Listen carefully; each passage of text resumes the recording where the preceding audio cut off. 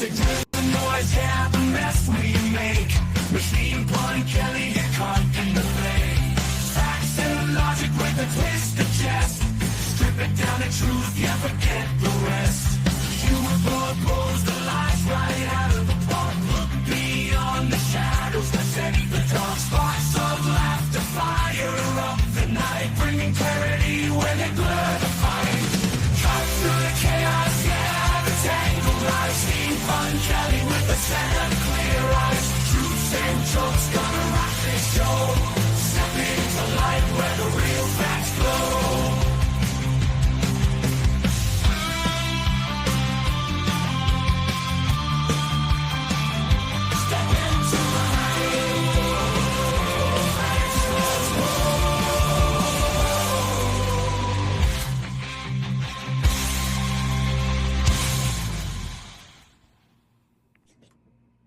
Hello, and happy hump day.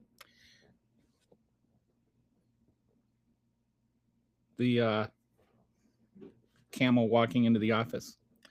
Hang on, I think I need to wipe my camera a little bit here. There we go. Got the little blurries solved there. So how's everybody doing? We got some polling out today that I think is really interesting. On the Iran war, believe it or not, it's not popular. It never was popular, but now it's even less popular. Let me pull this up. It's dropped 13 points in 2 months, according to a new Politico poll. About 37% of self-identified MAGA voters say the U.S. should continue its involvement, only if it doesn't increase costs. All right, that's not 37% of the country. That's 37% of MAGA. So even MAGA is souring on the war. And I think we can't just gloss over that. I think that there are a number of things where people who voted for Trump are starting to add up. And it's going to, I think that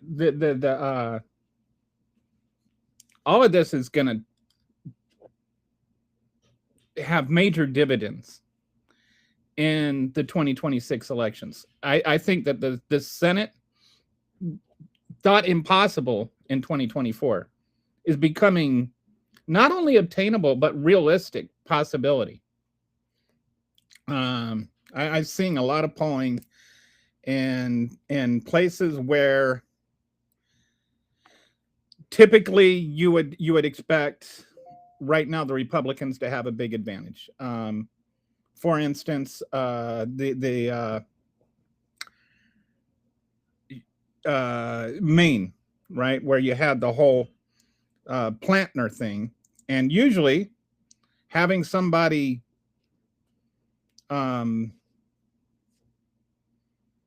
like basically kicked off the ticket for raping somebody, might have a negative impact on the race.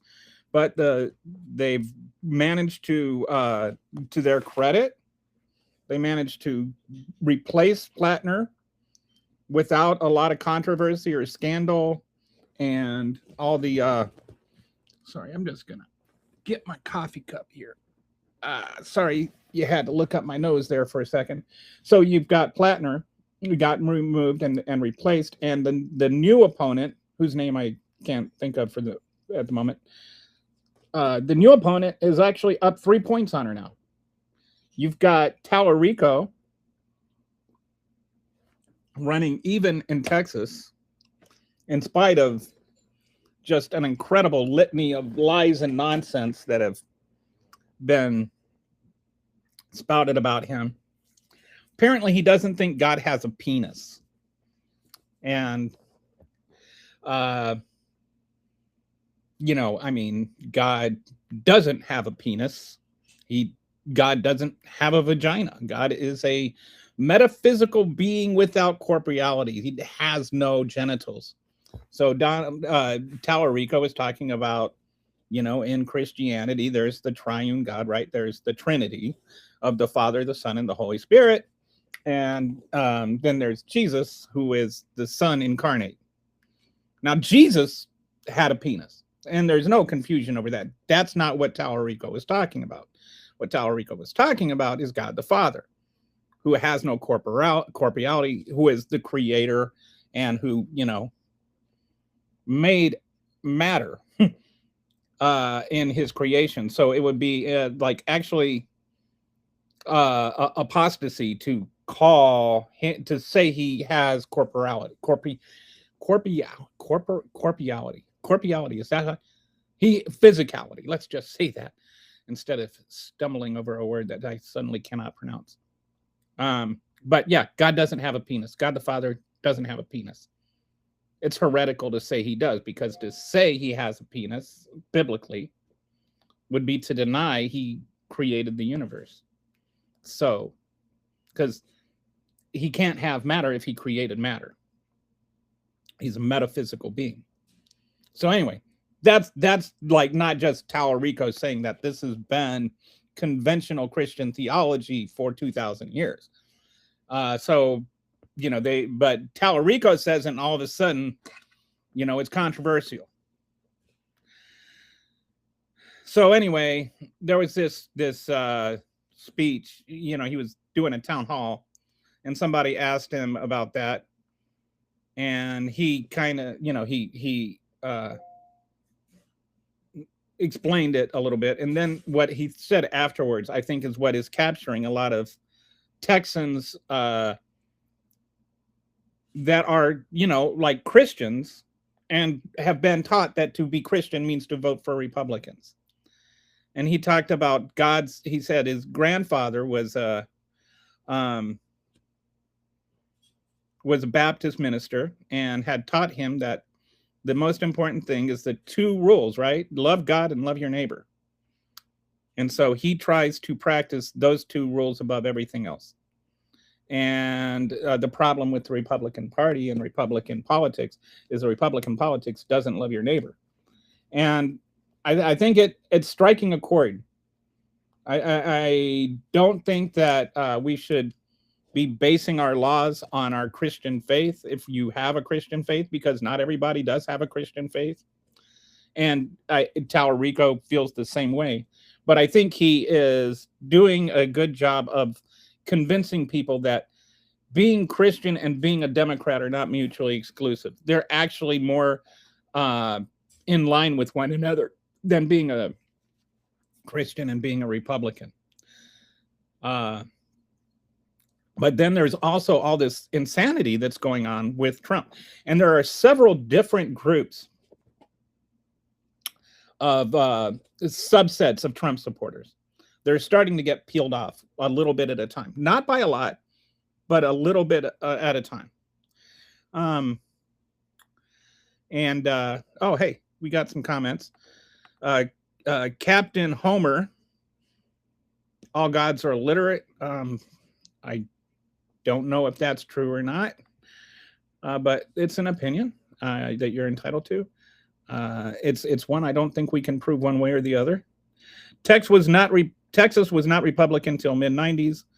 The last Republican or the last Democratic senator or statewide office that I think, actually, there might have been like a governor, I think, in 94 or something. But yeah, it's been about 30 years. The last Republican or the last Democratic senator from Texas was in 1988, Lloyd Bentsen. So it's been a while. It's been a couple of minutes. But I think there is a real chance that Talarico is more unifying, and all of a sudden I can't think of his name. Where did my brain go? Kenneth Paxton, who is just like a criminal and a nasty person. He's probably the most corrupt politician in Texas, which is like saying, you're the fattest person at the fat camp. I mean, he is a really despicable person. And even his own party tried to impeach him. So that gives you an idea. But anyway, I think there's one, Talarico is a more unifying candidate. I think that Paxton is a piece of crap, and a lot of Republicans acknowledge that and don't like him. I think there's the fact that the when you start looking at all these subsets of groups, like the Latino voters and the Hispanic voters that had swung for Trump in 2024 for whatever reason, are now like, they were saying, oh, you know, if you're here legally, you don't have anything to worry about and all that stuff. And now they're finding out, yeah, if you're brown, you have something to worry about. And you have brown people being detained that are citizens, that are here legally, that have not broken any laws. And they're being told they have to carry their papers. And even if they do carry their papers, ICE is telling them they don't believe their papers. And so now they're not so enthusiastic about Trump. So that's one group, the Latino voters. I think that, you know, the beef farm, Texas has a big beef farm industry. I think we have more beef than any state in the country. And it was just horribly hit by the tariffs on both ends. First, on the front end, where the cost of raising the beef went up. And then when lowering the beef prices, he reduced the tariffs on the beef coming in. So then they got, you know, their beef was more expensive to sell. And then it was undercut by reducing the tariffs. So the beef farmers, there's some beef farmers pissed off. Not all of them, but you're talking about a group that largely voted for Trump. So even just a few percent of them, and you start cutting off some of these, you know, you start reducing a percentage of the Latino vote, and you start taking a percentage of the Christian vote, and you start taking a percentage of the farm vote, and you take a percentage of just the people that voted for him because of they thought he would do better on the economy, and he's so unpopular on the economy. And so you take away all these little percentages and they start adding up. And so I think Talarico has a very honest chance at beating Paxton. And if that happens, mark my words, I'm saying it right here, right now. You can come back and laugh at me if I'm wrong. But if Texas goes to the Democrats, the Democratic Party will win the Senate. Why Democrats allow anything and everything to go on out of compassion. I don't know what that means, Randall. What do they allow to go on out of compassion? I don't understand. Brett doesn't understand it either. Hi, Brett. I made a video for you, Brett. I looked into the crack spread thing, and I thought it was really interesting. I made a video that I'm going to play later. I don't understand your point.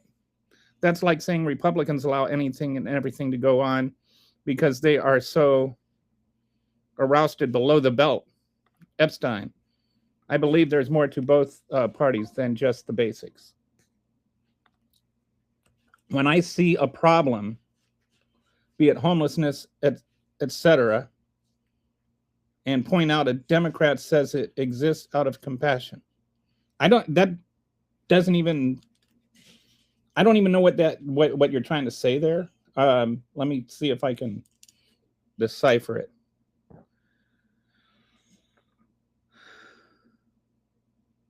Democrats don't say that homelessness exists out of compassion. I don't think homelessness is a crime. I don't think we should criminalize being poor. I don't know if that's what you're getting at. Like, if somebody's homeless, then they're a bad person. Is that what you're saying? And you shouldn't have compassion for them? Because I'm pretty sure Jesus said the opposite. So if we're talking about this, like based on Christianity and the Bible and stuff, I'd say you're kind of opposite end of Jesus here. Brett says, Brett doesn't understand that either. He says, I reread that 3 times and it still doesn't make sense. And you're not alone, Brett. I have no idea what he's talking about. I don't know if Randall knows what he's talking about. So, and now you've got the to get back to the elections. Now you've got even Only 1/3. I mean, think about this. Only 1/3 of MAGAs are supporting the war at this point. Only 1/3 of MAGAs. And there's, I just keep thinking about it. And this is the problem when you start a war based on a lie. The lie being that, Iran was going to get nuclear weapons.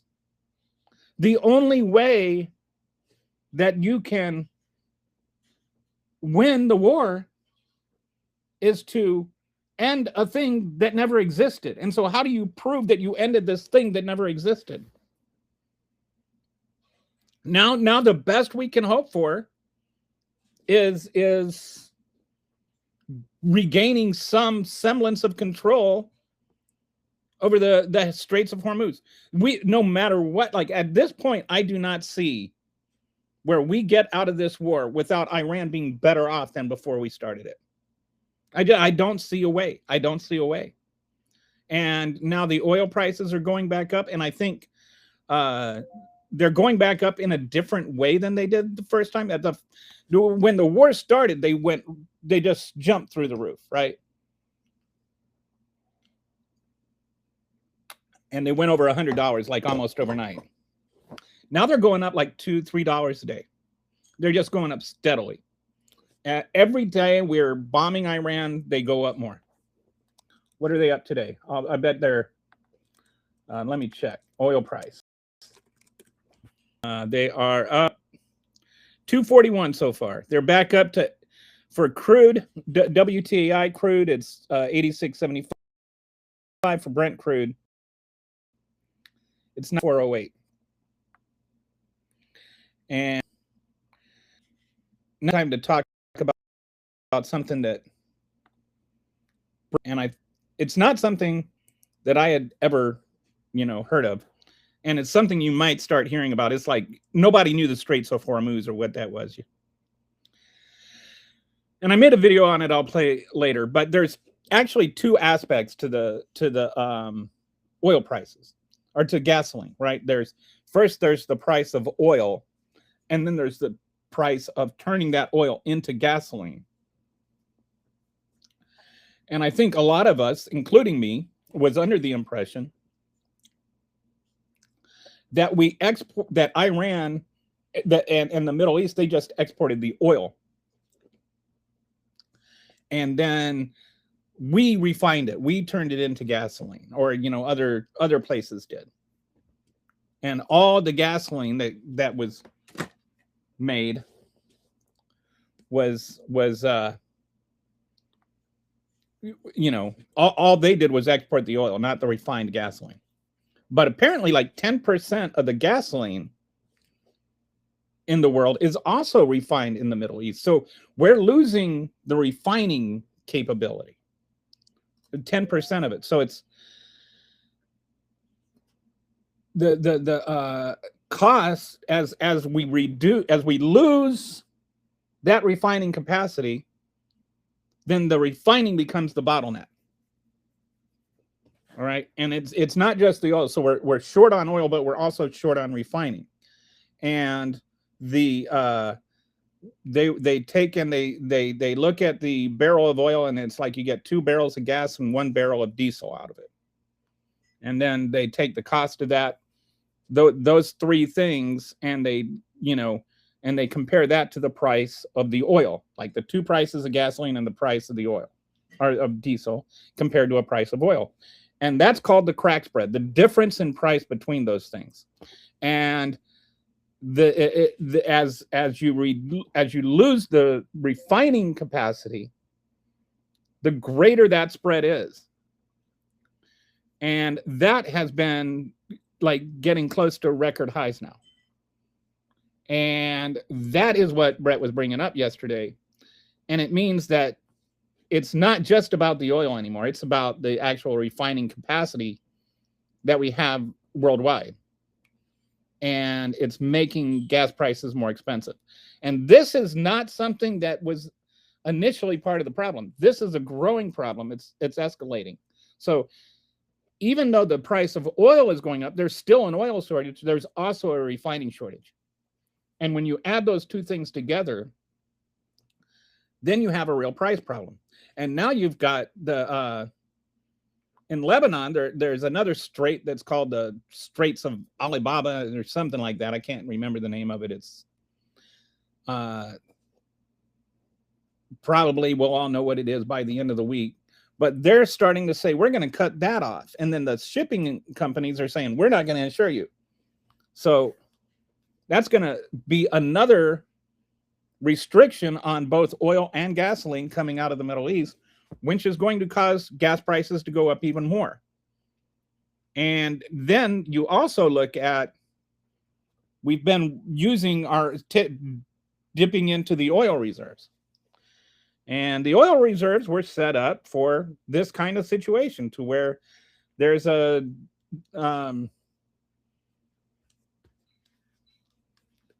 reduction in the world's oil supplies, and so then we use the oil reserves, and Biden used it according to what it was supposed to be used for. Of course, Republicans complained that he was using it,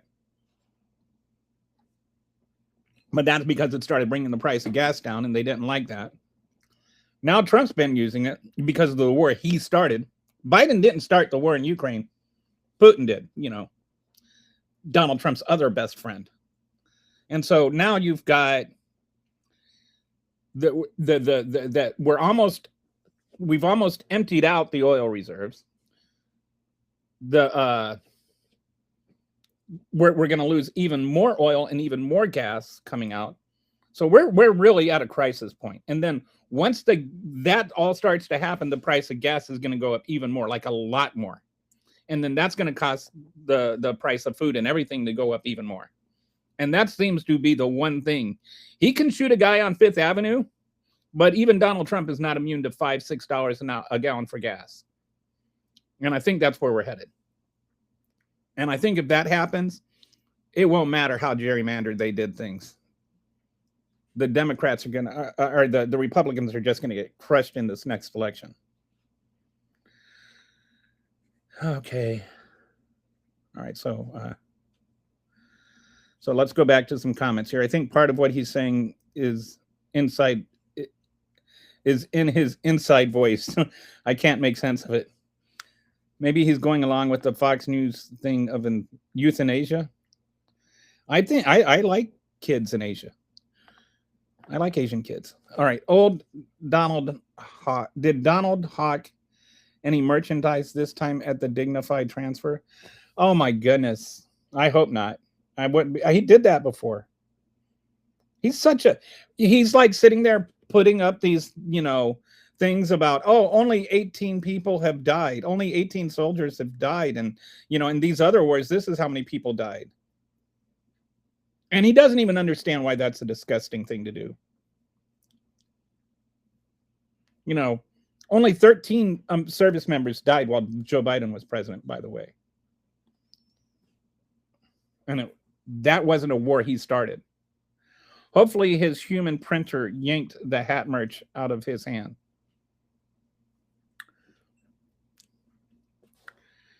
Hopefully. Made in China hat merch, by the way. Nobody is going building new refineries. We just closed a major one out here in Philadelphia. That was one of the largest on the East Coast. It's now turning into an industrial park. And it's like, even if you were going to build a new refinery, you can't build those things overnight. They don't have like prefab oil refineries. Also, this administration is hiding the spread with E15. Right. The extra ethanol gasoline that ruins your car. Again, if you're looking for a new career, now's a good time to look into being a mechanic, because Donald Trump's going to be great for business with this E15 gasoline. A lot of engines are going to be getting destroyed because of him. And cutting social programs, convincing people it's bad to help fellow Americans that are hungry, homeless, and needs meds. And they're sitting there and they're shameless in how much money they're willing to ask for. We have $1 trillion defense budget, and they're asking for more money while they slash funds for people for kids to have food. Like I like, we talk about moderates and extremists. All right, here's a wild take. A wild take. Maybe the people that are against murdering children in other countries and for feeding children in their own country are the ones who are more, moderate. And the ones who are for killing children in other countries and starving children in our own country, because we can't afford to do both. We can't afford to feed our own children and murder children in other countries. Therefore, we have to prioritize murdering children in other countries over feeding our own children. Maybe that's the extreme position. Maybe. Just a thought. Just a thought. And I think when people start feeling the pinch, not just at the pump, we talk about feeling the pinch at the pump, it's going to be beyond the pinch at the pump. The price of food is going to go up even more. And that's where you get the other aspect of things where we're starting to feel it. The mass deportations is, we're deporting people who did work. And whether you are for illegal immigration, or like, I wouldn't say for illegal immigration, whatever your thoughts on illegal immigration are, undocumented workers did work. Like, that's just a fact. And that work benefited employers. That's why they paid them to do the work. And when you deport those workers, you lose that work. You don't have people that are just going to go and replace them. The reason, this is like, I struggle so much to figure out how to explain things to MAGAs so that the MAGA brain can absorb basic logic. But hear me out. The reason that undocumented workers work in certain jobs is because those are the jobs that people don't want. It's not any other reason. Those jobs aren't getting filled, and that's why undocumented workers migrate to those jobs. Does that make sense? I hope it makes sense, because it should. And I'm supposed to not leave the comments on. So that's significant, because that means that those employers, those business owners, are going to lose their businesses. If they don't have the employees to maintain their business, forget about whether they're documented or not. Undocumented workers, by definition, are working. They do work, and that work has productivity, which helps businesses, which helps our economy. So when you take that work out, you hurt the economy.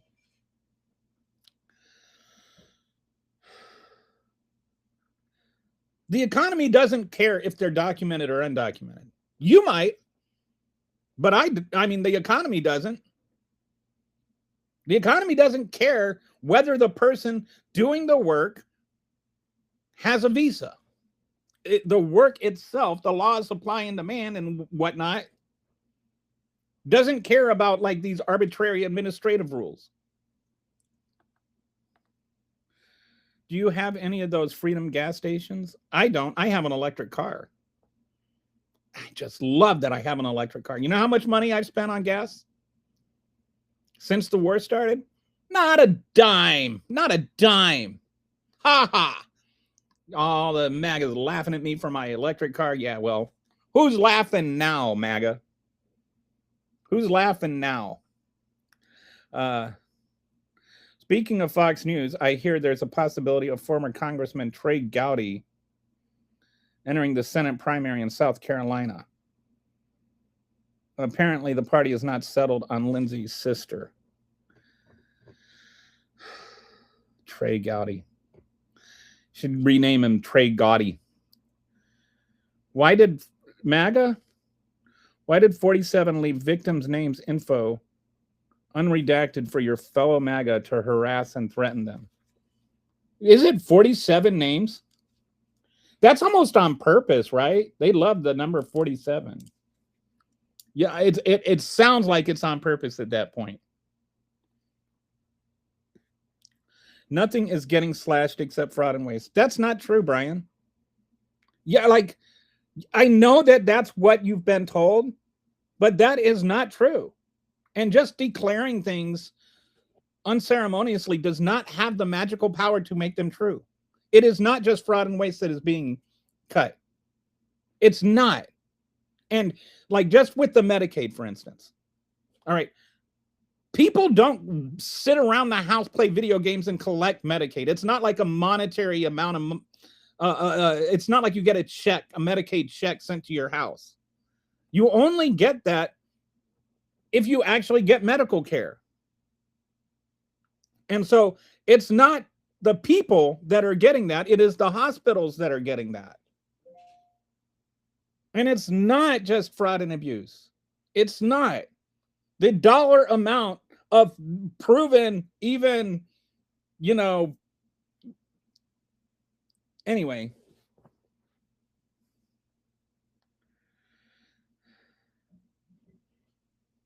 It's dumb. You're just being done.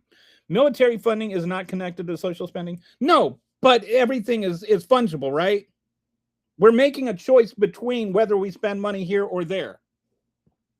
So, you know, like you're sitting there making it sound like there's no, well, okay, we can just allocate the money differently.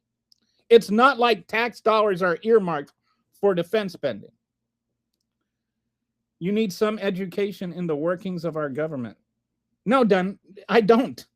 I probably do. I can always learn more, but you are not the one to teach me. Not when you're saying stupid, uneducated, illiterate, incompetent, MAGA spewing talking points like that nonsense. Read a book, Brian.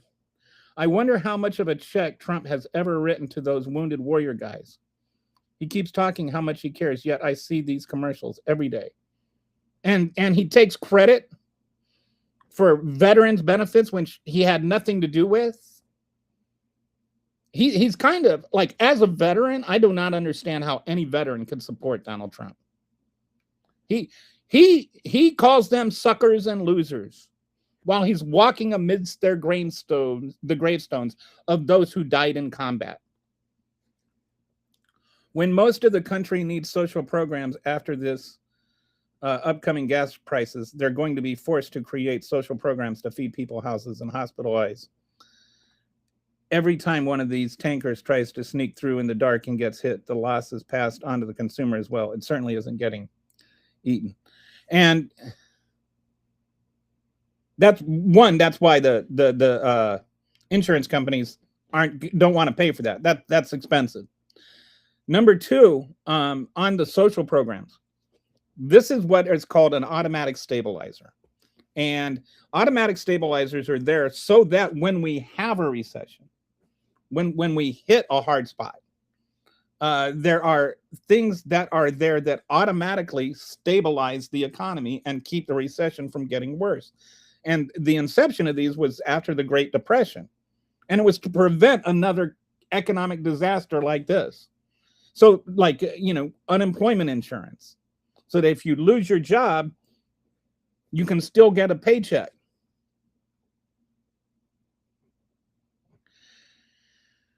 It's not what you were making, but at least it's something. It's something that keeps you from losing your house, because if you lose your house and everybody's losing their house, then the banks start losing money, and then the banks start going under, and then everybody starts losing money, and things snowball. So a stabilizer prevents all of that from happening. And automatic stabilizers include things like SNAP benefits and unemployment and Medicaid and things like that.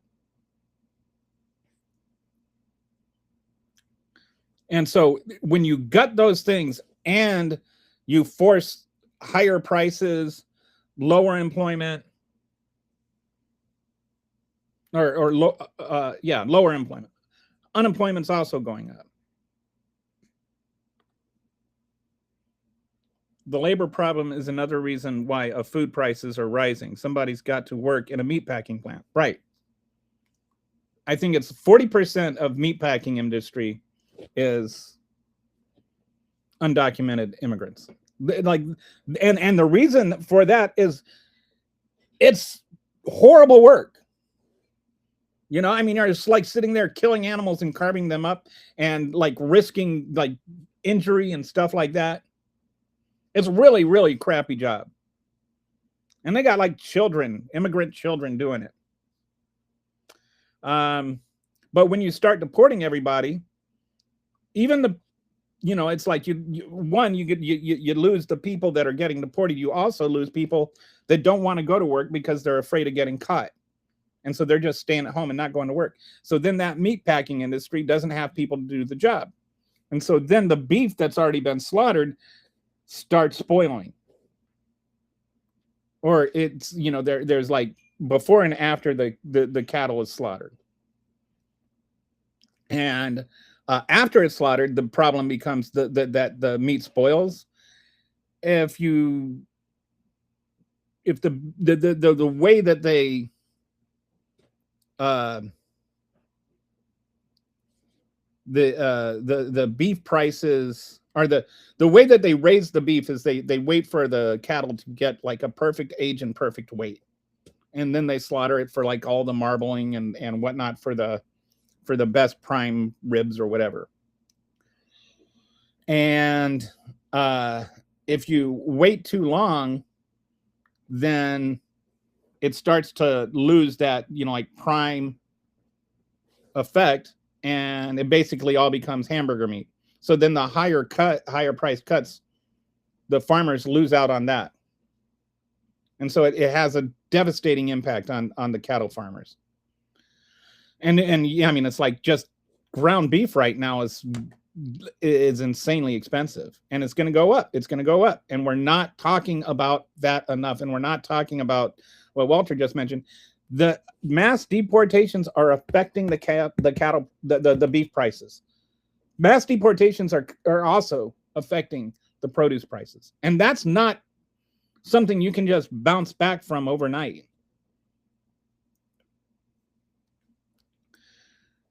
Oh, have they got a handle on that screwworm sitting down in Texas yet? I don't know. That's a good question. Let me look it up.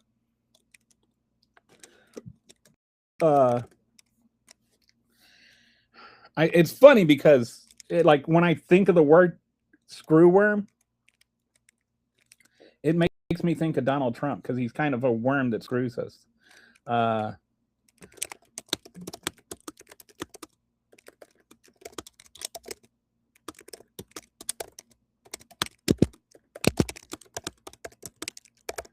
Just asking chat real quick. No, it has been contained to a degree, but it has not been resolved. In fact, the U.S. is still treating it as an active animal health emergency. The parasite is established in parts of Texas with dozens of confirmed cases in livestock, wildlife, and at least one dog. Each new case triggers quarantine, treatment, and surveillance. The overall risk to the general public remains very low. Human cases are rare, and there have been no logically acquired human infestations reported during this outbreak. The biggest concern is economic, particularly for cattle ranchers. Left unchecked, New World screwworm can spread through livestock and wildlife, causing major losses.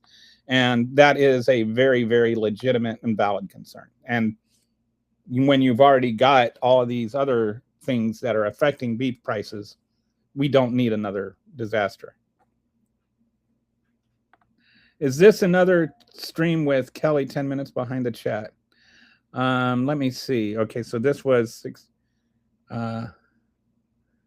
Okay, I'm not actually that far behind. Only a couple of minutes. It depends on how many people try to derail the conversation. He literally addresses everybody. He doesn't ignore anybody. And that's for better or for worse, I try to address every comment because I want to engage every voice. But so right now, we're not getting spammed with comments. So it seems like MAGA's losing their enthusiasm. Either that or Brett's just got them all on timeout or whatever. But they're not as excited as they usually are. I think I think MAGA is really starting to feel it. I think that the hardcore support is getting less and less hardcore. And the hardcore support that's there, they're just getting more and more irrational. I've been working on something. So we can't eat beef and we can't eat salad now. I guess I'm sticking with the ramen. There you go. Eat healthy. I want to, you know how I told you before, I mill my own flour, make my own pasta. On my very near to-do list, I want to make my own ramen noodles and see how that comes out. I bet it would taste good. So I've been looking at I don't know if you've ever taken a propositional logic course or anything, or Bayesian logic.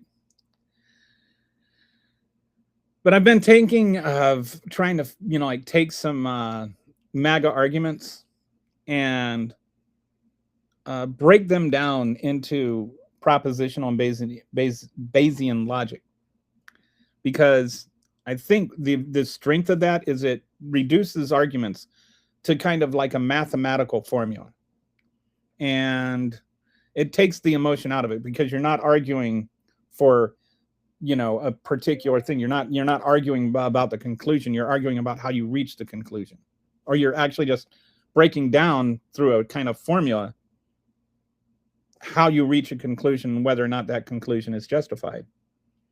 So I've been looking at like mapping out some arguments for the January 6th insurrection, and whether or not that was actually Antifa and FBI were the ones that instigated it. So I'm still midstream on that. I hope to talk about that tomorrow, but I think it'll be it's interesting, because you end up basically with a formula where the protest, you have one of two conclusions, right? One, either the if you just assume that all the people in the crowd were Antifa or FBI agents, then you're looking at a formula where it ends up being that they both are and aren't Trump supporters at the same time, genuine Trump supporters at the same time. And so then you say, okay, maybe just some of them were, but that's where the Bayesian logic comes in. And you start having to make the way Bayesian logic is you assign a probability to each argument, and then you factor those all together to figure out the probability of whether or not a thing could actually happen. And that, when you start doing that, you end up with like a 99.99% chance that that they were not Trump supporters that instigated it. And it's like, it's not established through anything but purely mathematical type formulas, where you're just taking the logic, not the emotions behind the logic. And I'm wondering if that might be more effective way of reaching MAGAs, because they seem to just be so caught up in their emotions. The facts don't care about your feelings crowd are so caught up in their emotions about everything that they react from their emotional core on everything. They don't have like an actual logical conversation. So I'm trying to break it down to its basic logical components. MAGA can't afford gas to get the troll farms and clan meetings. To get to the troll farms. MAGA's so broke they can't even troll. Fresh egg noodles are amazing. Oh, have you ever tried them from actually milling I mill my own flour. So I for my egg noodles, I have some durum wheat, and I use that for my egg noodles and for my pasta. And they really are. It's like everything with fresh milled flour is like a whole different world than what is store-bought. It tastes more. It doesn't just taste better, it tastes more. Like you have so much more flavor and everything. I went to Dunkin' today, first time in 2 months.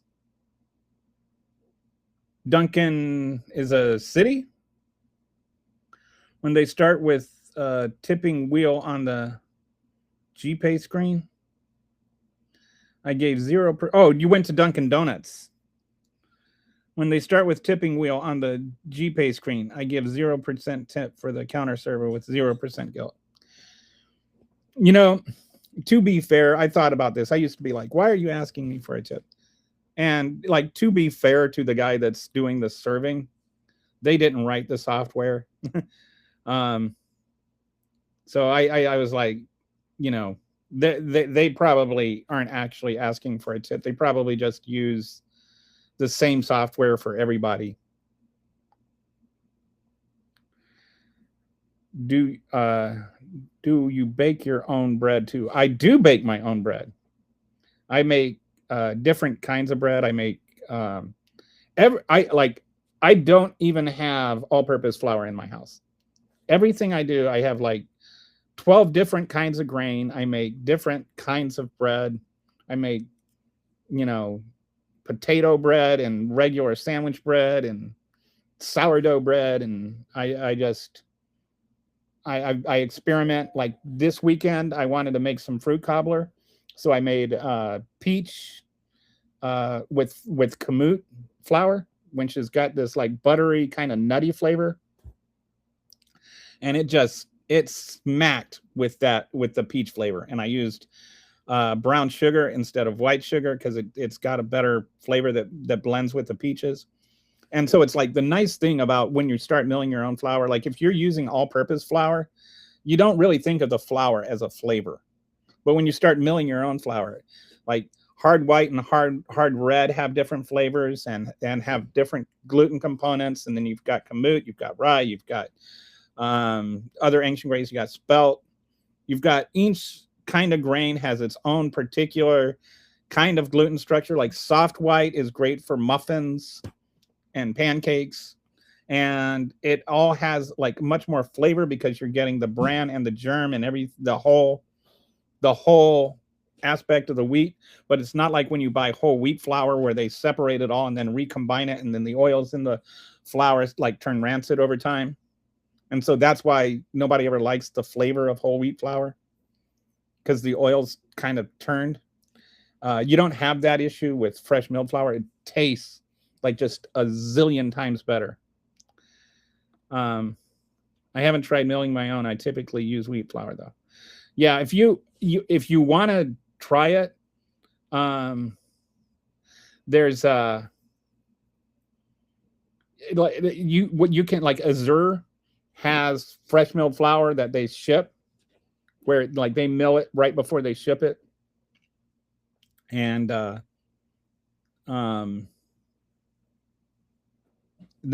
flour there, it's not quite as good as when you mill it yourself, but it's still a lot better than any store-bought stuff. And so you can try it and you can see the difference, and then you can decide whether or not you want to start doing your own. The nice thing, like for me, with my fresh milled flour, I have fresh milled flour. I figured out the cost of it.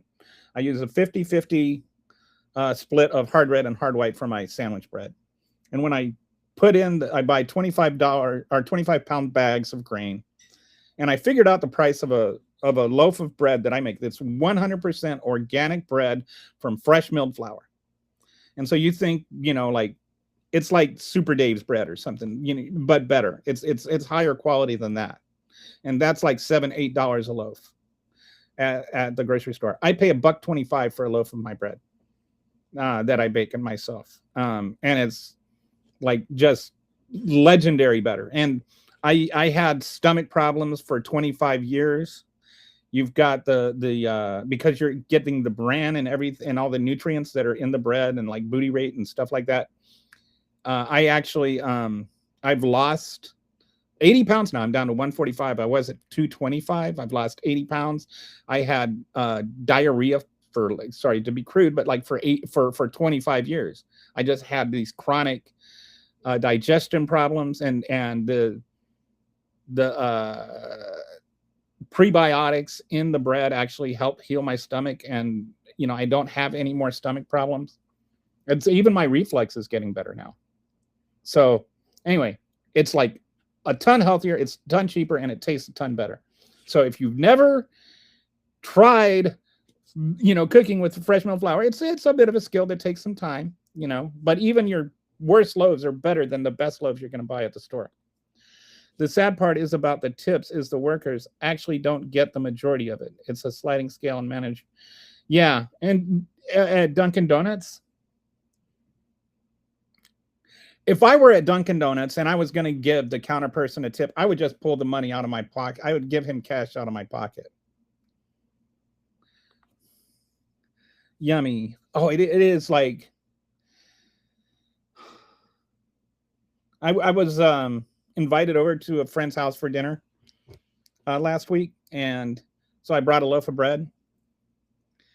And there is something about watching somebody take their first bite they've ever had of bread with fresh milled flour. You have no idea what wheat tastes like. I didn't until I started, cooking with it. It is just different. It is so much better. It's like I say, it's like going from 1080, or it's like going from 40p to 4K in terms of the flavor. There is so much more flavor to it than you ever thought there was. Oh wow, I don't have the energy to mill and bake and all that. Once in a while, I buy some rosemary bread or something. It actually takes like it takes about 10 minutes of work to bake a loaf of bread. Most of the time is just the dough rising and baking. You don't actually have to do a lot of work, and the mill does the milling. You weigh the grain, you pour it in, you run the mill, and that takes like 30 seconds. And then you just mix up the ingredients, and that takes about 10 minutes. And then you let it rise, and then you shape it. That takes another couple of minutes, and then you put it in the oven and wait for it to cool. It's actually, I think, in terms of the amount of time I put into doing it, it takes me less time to bake a loaf of bread than to go to the store and buy one. I use coffee in my bread, and that gets rid of the flavor issue for me. But that sounds so nice. Definitely going to check that out. Thank you. I'll put in a link. Hang on a second. I'll see if this will work. I actually have an affiliate link I can share with you. Okay. So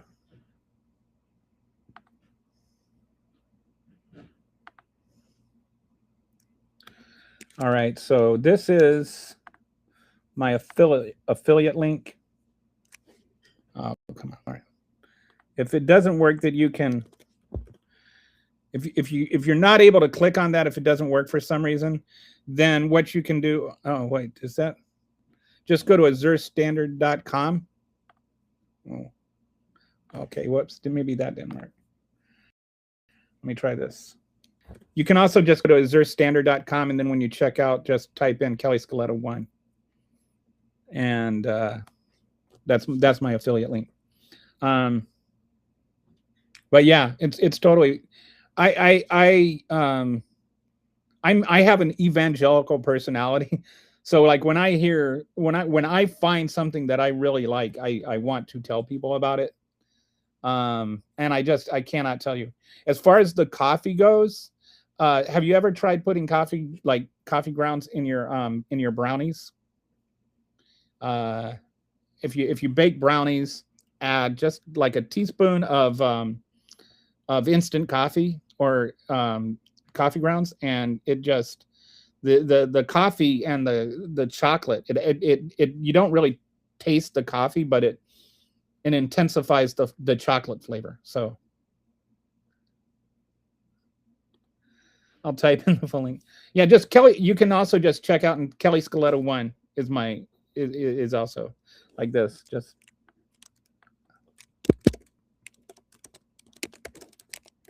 you can that's the code.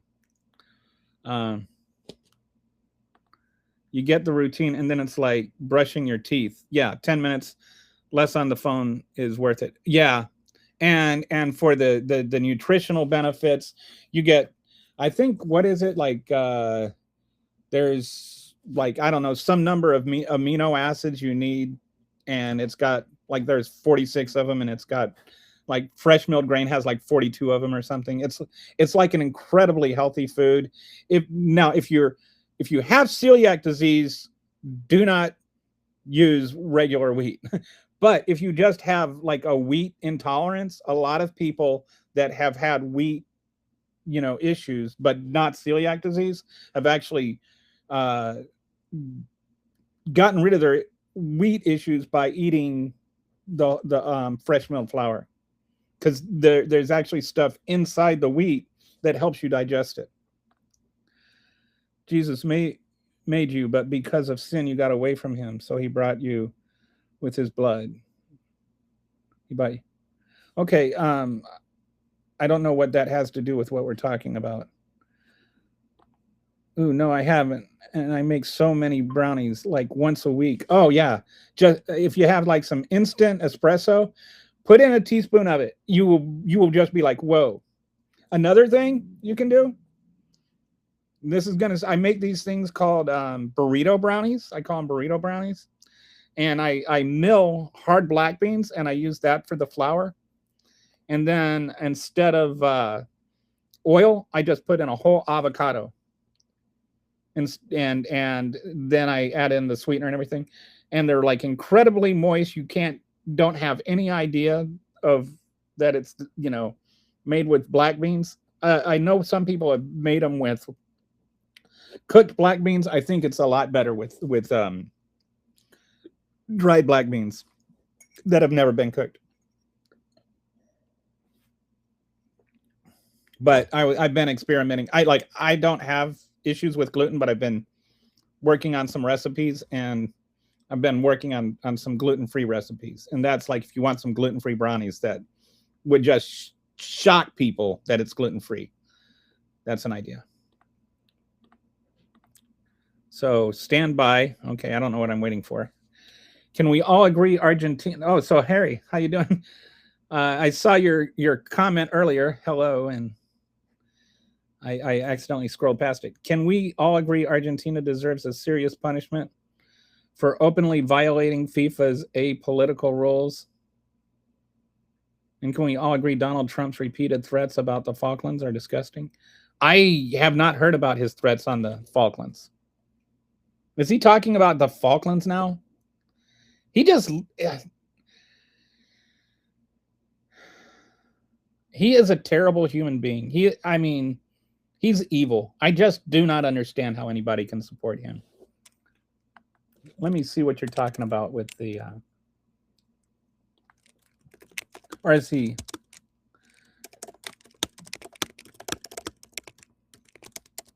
It sounds like so much of what Donald Trump is, it seems like he's trapped in the 80s. And he keeps bringing up these 80s talking points. If you're referring to the recent controversy, it wasn't a single direct statement by Donald Trump about who owns the Falkland Islands. Rather, there have been two separate developments. The Trump administration reportedly considered reviewing the longstanding U.S. position on the Falkland Islands sovereignty.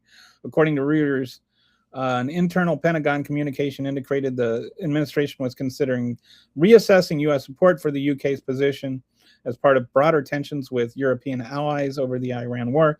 I'm going to assume that's what you're talking about. Oh, and then after Argentina's World Cup team displayed Las Malvinas son Argentinas, the Falklands are Argentine banner, the White House defended the players' right to express that political view under the First Amendment rather than condemning them. That was the statement from the White House officials, not Trump personally, which, of course, the First Amendment is not at issue here. It's the FIFA's rules, right?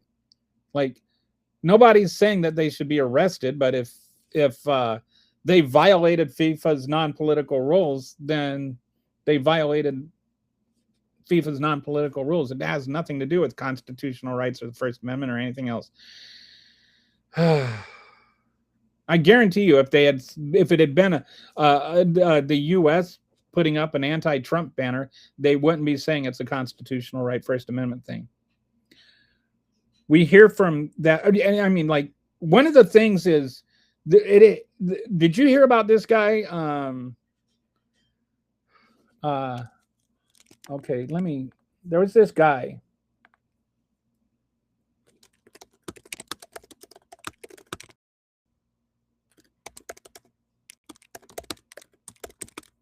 Uh, there was a guy that he he after Charlie Kirk was assassinated,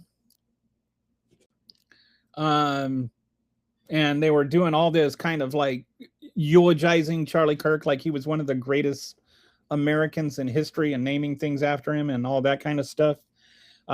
He posted a meme of Donald Trump saying, "It's time we get over it." In a MAGA group, and that was referring to this school that was, the something or other school shooting. It's sad that we can't even keep all the school shootings straight. But anyway, he posted a meme about that. And then there was a school with that name in the same county, well, a similar name. And so then the sheriff acted like that was some kind of threat to go and do a school shooting, arrested him, and he spent like the next 3 months in jail over a meme that he posted on Facebook. And these are the people that say that they're champions of the First Amendment. Anyway, the guy was eventually let out, and they settled a lawsuit for like $800,000. So now the people of that town have to pay $800,000 in taxes because the sheriff, got a feelings boo-boo over a Facebook meme. I've heard of the black bean trick, but never tried it. But there are so many recipes I put coffee in.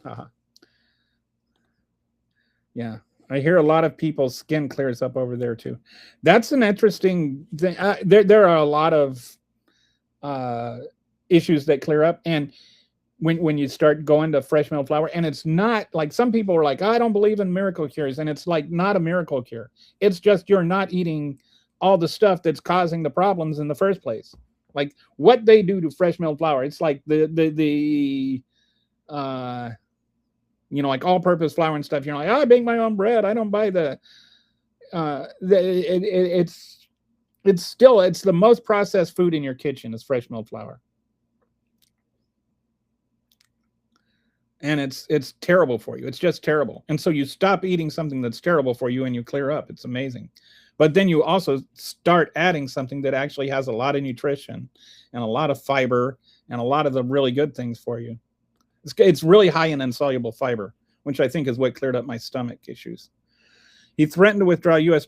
support for UK's ownership of the islands. Right, so he has a thing with islands. Good. That was subtle. Why in the world would YouTube hold that comment for you? I had to manually approve it. Oh, maybe because YouTube picked up on the Epstein suggestion. Trump knows no bounds. Every other monument he wants to do colonialism. Every other moment he wants to do colonialism, except when we already ran out of most of our tools just fighting Iran. He just wants to run around conquering the world. He really wants to be king of the world.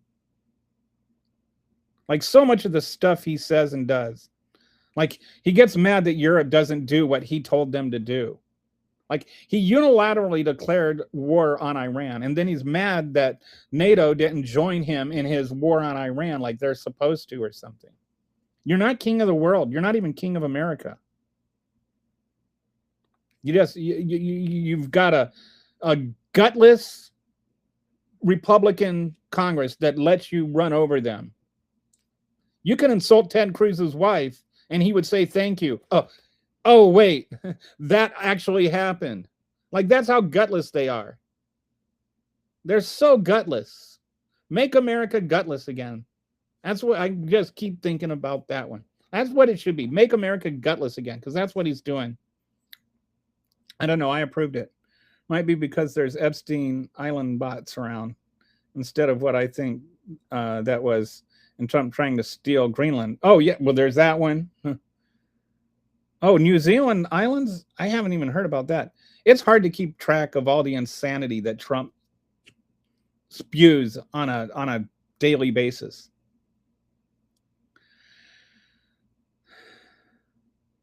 So what are you guys' thoughts on the did you see the Politico poll? only 37% of MAGA voters, of MAGAs, right? Not Americans, of MAGAs approved the Iranian war at this point. Like, that's a pretty small set of a pretty small set. Like, you figure if MAGAs make up 40% of voters, which is kind of a generous, and then 37%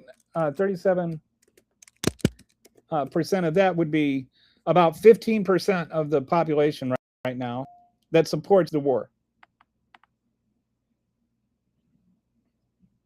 And you see these, the MSNBC has been doing a lot of interviews with MAGAs on the war, and they're like, he is losing support. He is losing MAGAs. He ran on two things, right? No new wars and lower prices. And the Iran war is, one, breaking the promise about no new wars directly, and breaking the promise about lowering prices indirectly. So people are a little bit frustrated. They were saying, that's what I voted for. That's what I voted for. And now they can't say that on this. They can sit there and be like all excited and happy that he's murdering American citizens because that's what they voted for. But that's other American citizens. Like, that's not them, so it doesn't matter. But when it's their money that's going into the gas at the pump, then they get all concerned and worried and upset. Canada pulling all American alcohol from shelves after latest bully threats from Trump. And that's going to hurt American businesses. But does Trump care? Trump doesn't drink, so he probably doesn't care. He just snorts Adderall. It's like either getting enough enzymes you are deficient in or not getting too much added iron. Or not. Yeah. And there's something called bioavailability.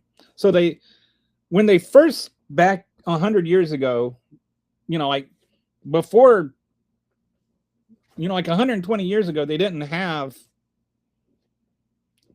processed flour.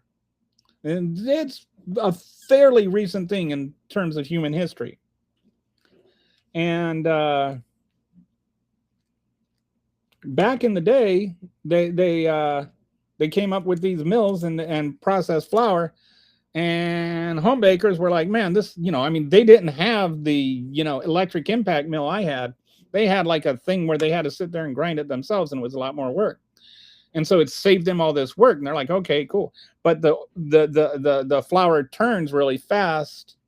And so they started taking out the bran. And because the bran has all the oil, but the bran also has all the vitamins in it. And so they started stripping out all the good stuff so that it wouldn't go bad. And it also has all the flavor, by the way. And so then they like bleached it and stripped out everything. And then they had to add the vitamins back in. I don't know how they do that. But it's not the same as like having the vitamins actually in the food as the added vitamin. Like fortified vitamins are not fortified food is not the same thing as the vitamins that are actually in the food. This is something that I did not know. And it's called bioavailability. Your body actually, if you eat an orange and you get like 100 milligrams of vitamin C from an orange, I'm just making up that number off the top of my head. There's other stuff in that orange that goes along with it that actually facilitates you processing and digesting that vitamin C, so that the vitamin C actually gets delivered to where it's supposed to go once it hits your body. That's called bioavailability. And the bioavailability for an orange that you eat is not the same thing as like the tablet that you eat, because there's not the other stuff in there. And so when they started fortifying the flour, it didn't have the same nutritional impact. But before they started doing it, like people started having iron deficiencies or stuff. Anyways, it's sort of an interesting history. I'm just saying. If you've never tried it, go to azure.standard or azurestandard.com, buy some milled flour, make your own bread, and tell me if you think it's the difference. Trump wants to tariff Canada 50% because of the smoke floating over our borders from the Canadian forest fires. If we ever have a good trade agreement with Canada again, it would be a miracle. He is so stupid. And remember when we had the fires in California and Canada came to help us and Mexico came to help us? Why aren't we sending people to help put out the fires in Canada? It's not Canada's fault that the fire started. It's not like they went and maliciously decided to start a fire. Trump is so stupid. He is so stupid that he can't figure that out. I just cannot believe how stupid that man is and is still president. He is by far the dumbest human being to ever lead a country. I need that extra iron, though, in reinforced food items. 8647. Oh, careful. Careful. That comment might put you in jail. Just ask James Comey. He's such a dick. Trump puts on diapers. Yes, he does. That's not... If you've ever seen, there's an interview on YouTube. If you've never looked it up, there's an interview with and this is not a new problem. Look up the interview with the guy that was the producer of The Apprentice. And I think it's because he snorted so much Adderall and cocaine that it actually kind of just destroyed his digestion system. So even back then he had, like, he would just crap his pants all the time. And so they, he was wearing adult diapers, and they had a guy whose job was to change Trump's diapers. Like, he was called the diaper guy. That was his role. Can you imagine that? I cannot think of a more disgusting job than that. I hope they paid him like a lot of money. What do you do for a living? I'm the diaper guy. I change Donald Trump's diapers. Now, I don't know who does it over in the White House. Probably Marco Rubio. Marco Rubio would be honored to change Donald Trump's diapers. Trump, who do you think? Who? Go ahead. We're just going to throw this out. The comment section is nice and steady today. It's not too slow. It's not too fast. Who do you think changes Donald Trump's diapers? It's not Melania. I'll tell you that much. Trump and Putin suck. They do. Ma'am Donnie announced if Bibi enters New York, he will be arrested. And I 100% have no problem with that. We've got the guy from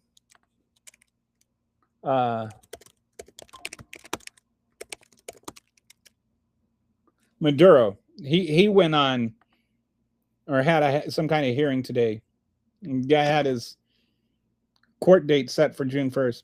If we can arrest Maduro in another country, we can, for a legitimate, or a questionable, a very highly questionable subpoena, then we can arrest Bibi in America for a very, very legitimate subpoena. The man is committing war crimes. Donald Trump's threatening war crimes. Have you heard he's like talking about like bombing civilian targets and electricity and water plants, and like he just wants to, he's a psychopath. He's a sociopath. Right after he made a deal with Canada and replacing the deal that he made with Canada before, that was now a terrible deal. That was the greatest deal ever made when he signed it. Donald Trump insulted Senator Ted Cruz's wife, and he said, thank you. I don't know if he said thank you, but he turned around and endorsed him. He also accused Ted Cruz's father of being behind the Kennedy assassination.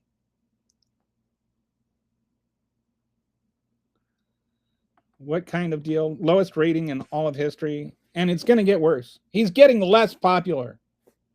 That's what I'm saying. Mark my words. The Democrats are going to win in a landslide. It's going to be a blue nami. I've talked about it before. There's something called dummy mandering, to where you gerrymander the districts and you take off some of your lead in a safe district and put it in another district so that you can gain control of that lead. But, and that's what gerrymandering is. When you dummy mander, you end up losing. You don't put enough votes in the new one, and you take off too many votes out of the one that was safe, so that it becomes unsafe, and you end up losing both districts. Mark my words, in Texas, dummy mandering will be an impact. Texas is going to lose seats. There will be fewer Republican seats in Texas in the 2026 election than there are now. That's my prediction. If I'm wrong, come back and mock me, laugh at me, do whatever you want. But I think that Texas ends up losing Republican seats. It's going to be one of the big things that comes out of this, that we're talking about the day after the election. And it's going to make it impossible for Donald Trump to sit there and talk about how the election was stolen. Because nobody's going to argue that the man in charge of the elections in Texas and is on the ticket rigged it for the Democrats. But there has been multiple studies proving that public opinion has pretty much no effect on what the U.S. government does. There's nothing. Public opinion doesn't have any effect on what Donald Trump does, that's for sure. But I think that the public opinion is a sentiment of what the public is going to do in the 2026 election. I mean, you all complain about your government nonstop, but re-election rates couldn't be higher if you were trying. Yeah, that's not true. I mean, we have the last president to be re-elected was Barack Obama. We flip House back and forth like several times since then. We flipped the Senate back and forth several times since then. So it used to be that incumbents were always safe. Now they're getting clocked. And even the primaries are voting out incumbents. So I think that was once true. It used to be the safest job in America was U.S. Senator. Not so much anymore. Bibi coming to New York in September 2026. I think Mamdani will have him detained for war crimes. What do you guys think? Should he? I think it would definitely be an interesting thing, especially ahead of the election. How would that affect the elections? I think there's a lot of boomers and maybe some Gen X that don't realize that just how unpopular Israel is right now, even among Jewish voters. Like, there's a lot of liberal Jewish voters that I know that are not fond of Bibi and his war crimes. They actually feel like Bibi and his war crimes are actually putting a target on the backs of Jewish people. And I have to say I agree. Even on this show, I have people on the left who make anti-Semitic comments based on what Bibi is doing. And that's why I always have to rein those people in and say, no, this is not Jewish people. Like, don't despise all Jews because of what Bibi is doing. The average Jewish American is no more responsible for Bibi's actions than they are for Trump's actions. If you're not responsible for what Trump is doing, then, don't make every Jewish person responsible for what Bibi is doing. Is JD Vance on? Is it? Anyway. I never want to say like Jews, like the Jews don't want to do this because it feels like anti-Semitic, but I'm not sure if it is. And, that's just a thing in my head. But I say Jewish people instead of Jews because Jews feels like too, what's the word? Too much like a pejorative. Is JD Vance on maternity leave? Have not seen him in days.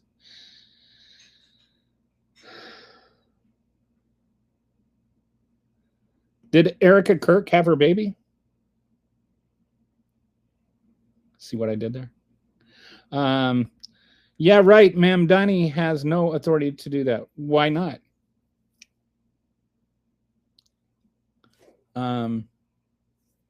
There's a warrant. Why wouldn't he have authority to do that?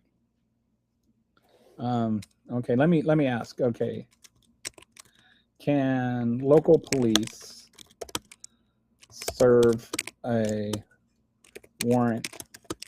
Serve an international warrant?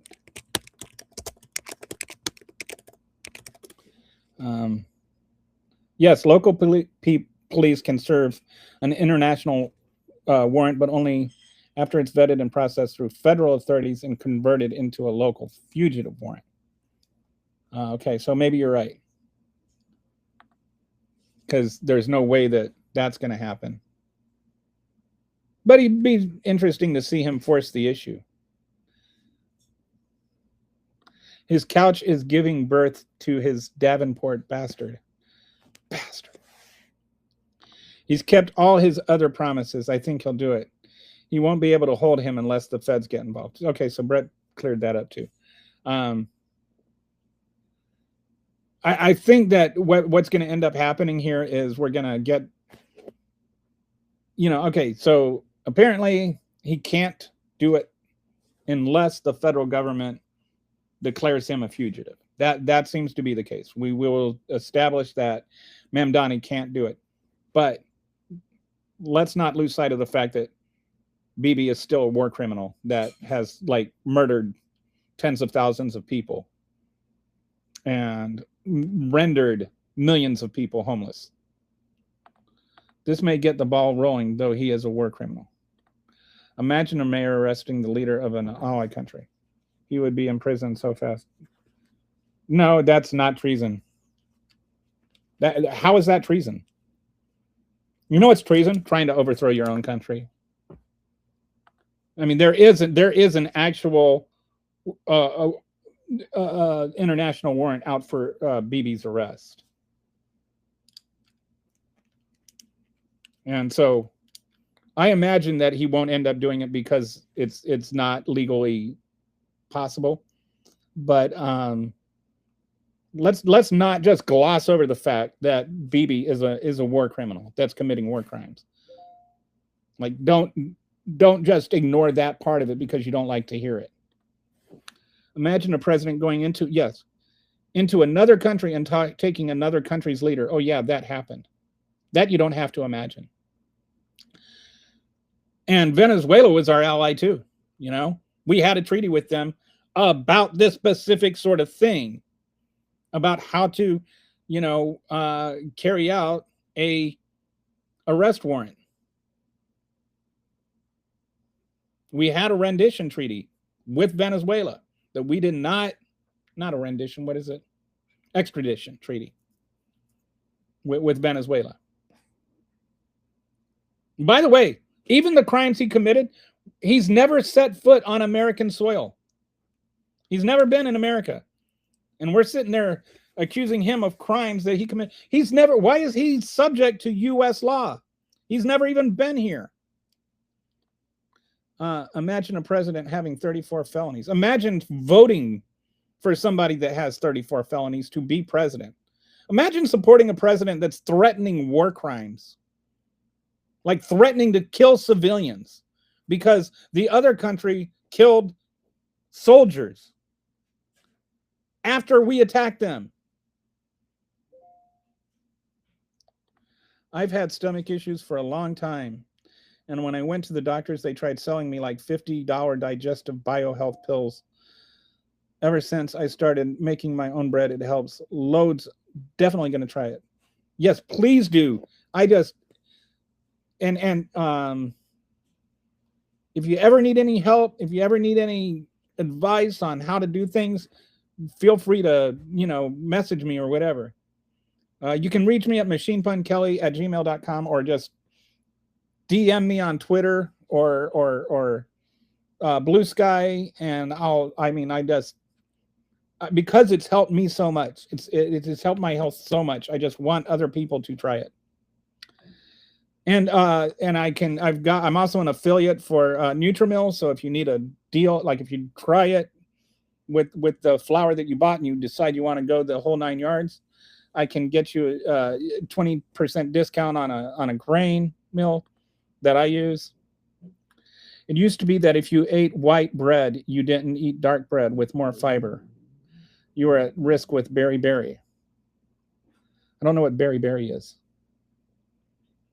Are you serious? I don't know what are you asking if I'm serious about? But your bread, so-called bread in America, would be legally defined as cake in Britain. Yeah, there's that. There, I like this. I hate to say that RFK Jr. is right about anything, but the one thing he is right about is we have way too much super processed food. I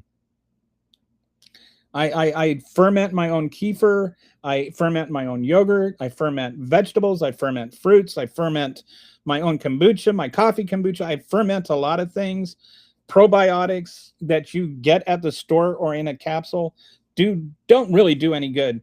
But if you ferment a variety of foods, it really kicks up your probiotics in your stomach. And like, anyway, they've done microbiome science is like relatively new, and we're still like learning a lot.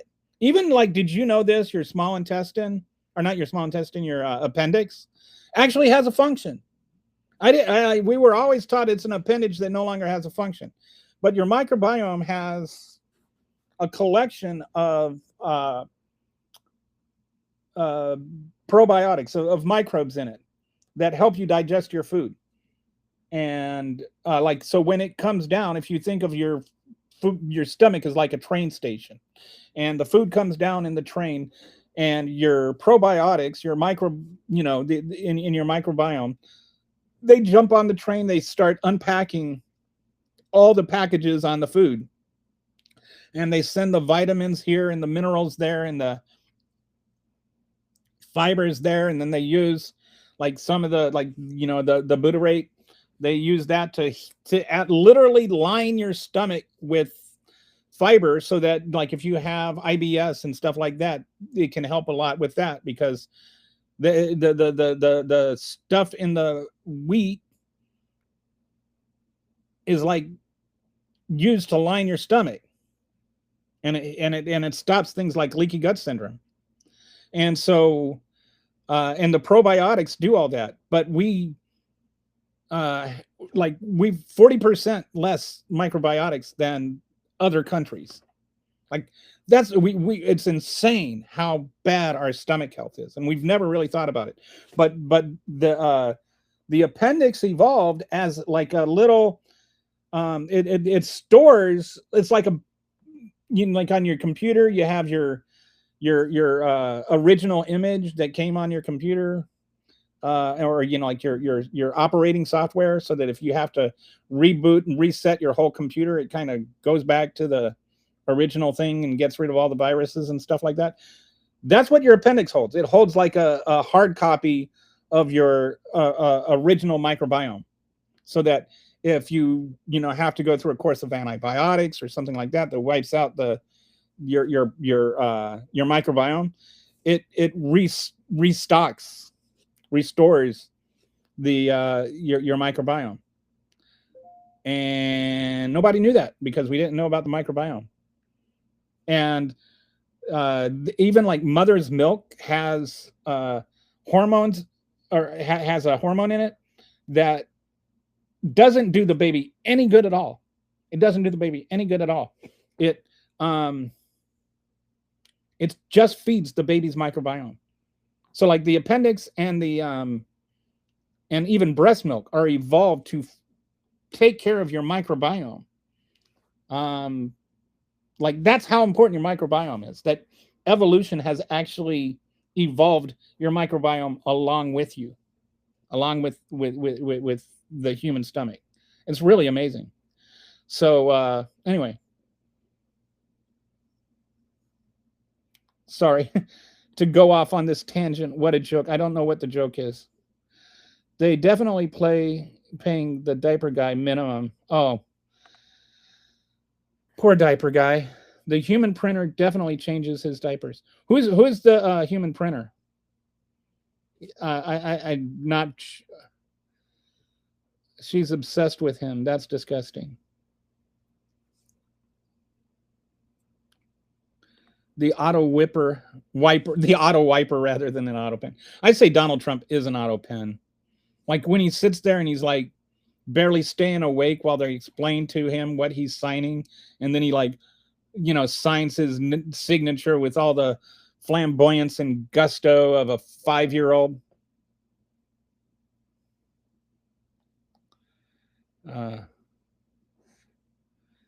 LMAO. Actually, war crimes weren't threatened by Don. They were committed, weren't just threatened. he's threatening new ones. They were committed after the bridges and civilian infrastructure were destroyed. Yes. And now he's threatening to do more. He's even talking about like the water plants and stuff like that. Like that could just be devastating to like thousands of innocent people. And those they are literally war crimes. And that's not counting the war crimes in the Caribbean. He's a war criminal. Hey, Revival, how you doing today? Didn't see you yesterday. Hope you're doing well.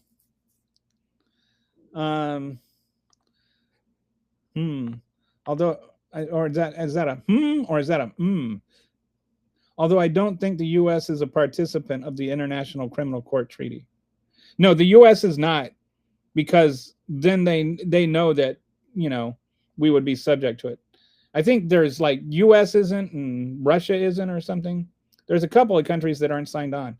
You would think we would be, right? That we would think that war crimes are bad, but no. Which allows them to issue a war for warranted war criminals across the world. Also, when the UN wanted to make food a human right, there was only one country that voted no, the U.S. Yeah. The Christian right opposed to feeding children. The saddest part is even if this administration doesn't cheat or straight up disallow elections this November, there's so many secret MAGA that will have to be fished out of all areas of government. Which is like, like we talk about Trump, going through and up, getting rid of the deep state or whatever.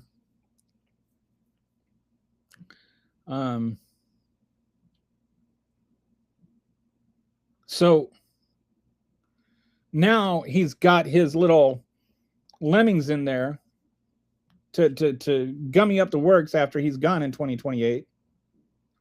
And now we have to do the same thing after we complain about it. But it's like, it is actually different. It's like the weaponization of government. They sit there and they yelled about weaponization of government. Then they came in and they literally weaponized the government. Now we go back in and say, oh, we're going to prosecute them for actually weaponizing the government. And I'm worried that it's just going to be this continuous thing. But I definitely don't think that we need to prosecute real criminals for real crimes. Donald Trump really committed a crime on January 6th. James Comey did not commit a crime when he posted a picture of seashells on Instagram. And I hope the American people are smart enough to be able to see that real crimes deserve to be really prosecuted.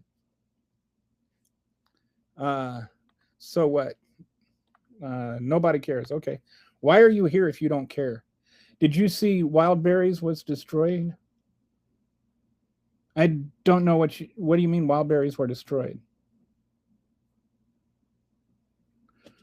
You look like WikiLeaks founder. I do. Ukraine is able to get deep inside Russia now with, okay, what do you mean by Wildberries? I guess you're not talking about the food.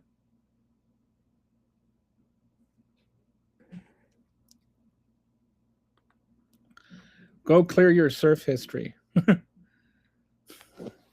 Bet I hate to see his Pornhub search history. JD Vance's baby. We see what you did. They can, but the United States isn't a member of the treaty that set up the ICC.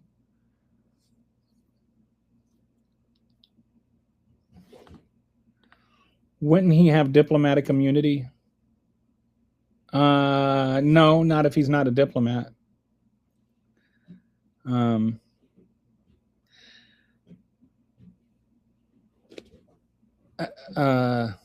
But maybe, I don't know. Anyway, we already decided Mamdani couldn't legally arrest him or have him arrested. I mean, maybe have it lined up for him to be extradited immediately. NYPD versus feds. My money on the biggest gang in New York. Store-bought. Yeah, except that the NYPD thinks they work for Trump. Store-bought microbiome stuff. Yeah. No. Just get it from food. Some stuff, like, it's so easy to do some of these things. Like, here's, you know how hard it is you get some kefir seeds, you pour a glass, you put it in a jar, and you pour you fill it up with milk, and then you know like you get a coffee filter and you put that on top of the jar, and then you hold it in place with the band of the ball jar lid, and then you wait like a day, and then you put it, you strain it and you put it in the fridge, and you get kefir. The kefir you make at home has like 100 times more probiotics than the kefir you buy in the store. RFK, less processed foods, more raccoon wean. Yeah, see, that's where we split. Like, I don't wear a raccoon penis around my neck. All aboard for the poo-poo kachoo. Poo-poo kachoo. Oh my goodness. Somebody's got to write that song. Human printer, they are talking about that nut job lady that has been traveling everywhere with him. Oh, the one that prints off all the stories, like he has to read stories about himself. Oh, that's who they're talking about. Just grow old in your chair and shut up. Okay, Kurt. And if I don't, what are you going to do? I've been MIA the past week. Well, you're not MIA anymore. He's just a cult leader. Get a job, Brett. Okay. You'd hate to see all of our search histories. My search history, you would not be surprised at, because I'm pretty much I'm not the most I don't exactly screen my thoughts on this stream. What you see, what I stream is who I am, to be frank. To be fair, y'all don't want to see my search history either. Wildberries, Russia's largest e-commerce platform and equivalent to Amazon. Oh, okay. I was thinking, because I was like thinking to the, like all the food contests, I was thinking like actual wild berries. You still have to follow your own country's laws within reason, even with said diplomatic immunity. Well, if because my dad was a diplomat and I actually had a diplomatic passport. And the nicest thing about a diplomatic passport is there's like a separate line for people with diplomatic passports in the airport for screening and everything. And you just like have like, especially when you're going through customs, of course, and there's like this 2-hour line and you just go and you just walk through past everybody.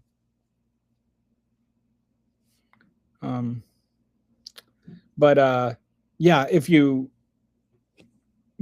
can't be prosecuted, but you can be kicked out of the country. And there's also the possibility that the country waives your diplomatic immunity. Like if you go to another country, or like let's say somebody from the English embassy, like some child of a diplomat from like an adult child of a diplomat came over here on a diplomatic passport, and their dad's the ambassador, and then they went and raped and killed a girl.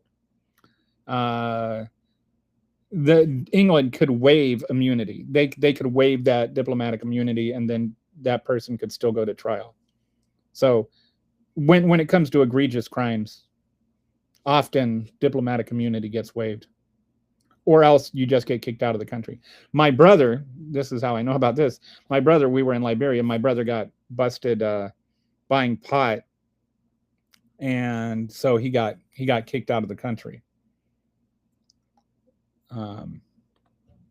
I just farted in your general direction. Enjoy my brand.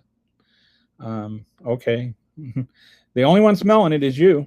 Following extensive legal review, New York City Mayor Zohran Mamdani officially clarified that the city lacks independent legal jurisdiction to enforce international warrants. Any local attempt to detain a visiting head of government remains legally impossible due to a combination of federal, local, and international laws.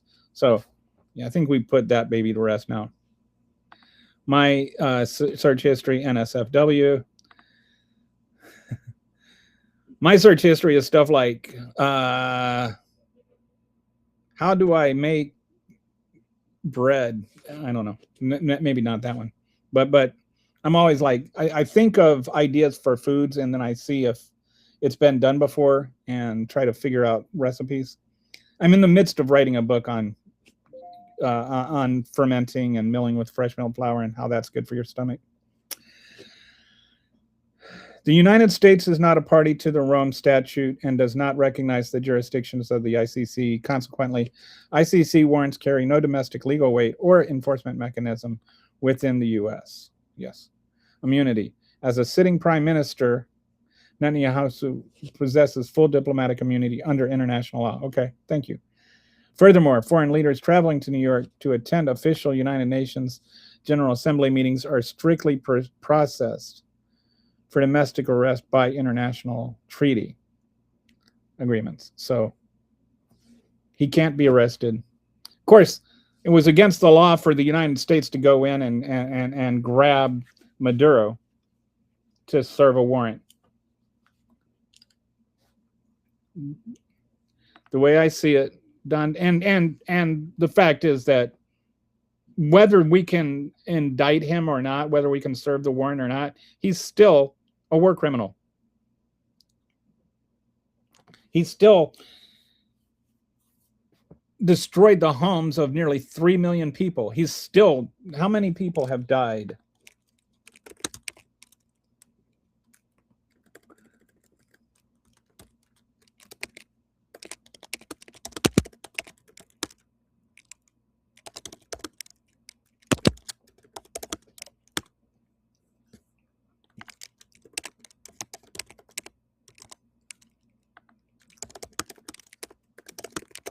Okay, so 63,000 Palestinians have died in Gaza, with tens of thousands more wounded, while specific casualty tracking for Palestinians in Lebanon is less consistent. Centralized hundreds of thousands have been displaced across the country. So we don't even know how many. But I think, you know, if you combine everything, and the 73,000 is actually a really conservative estimate. I think, you know, we're probably getting close to 100,000 people. And sure, Hamas going in and killing 2,000 Israelites or Jewish people in Israel, that's not okay. And I'm not saying it's okay. I'm not saying that they were okay. But that doesn't justify killing 100,000 Gazans that had nothing to do, or Palestinians that had nothing to do with it.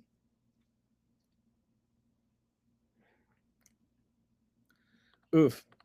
Yeah, I initially learned how to make bread by looking it up, and making it with FMF, fresh milled flour, is like a whole different thing. But I've kind of got some recipe. I've got that part of it down, so I don't really search for that anymore.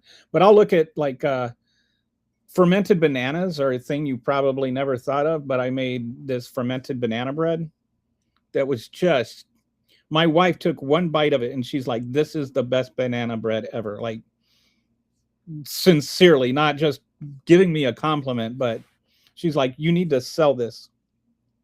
It was really, really good. I made it with fermented bananas and einkorn wheat berries. My search history is mostly random artists, art selling platforms, and gay robots. Gee, I don't know what gay robots are. My search history is mostly just stream of consciousness. I will have a random thought and do a search on it. I've really messed up baking bread before. Had a lump of flour. Hey, just message me and I will help you. I have learned to love baking so much. It's really a hobby. And it's so good. It's so good. Most of my history is arguing with Google Gemini because it's always bleeping wrong. So I use Chat GPT. And so today I was like on this thing that I was working out that I'm going to post on Facebook later. By the way, if you're not already following me on Facebook, I am on Facebook, and just Kelly Scaletta. Here, I'll put in my link here. I got to do a better job of promoting myself.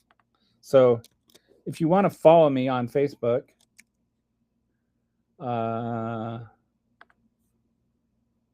you can either just search me or you can click here.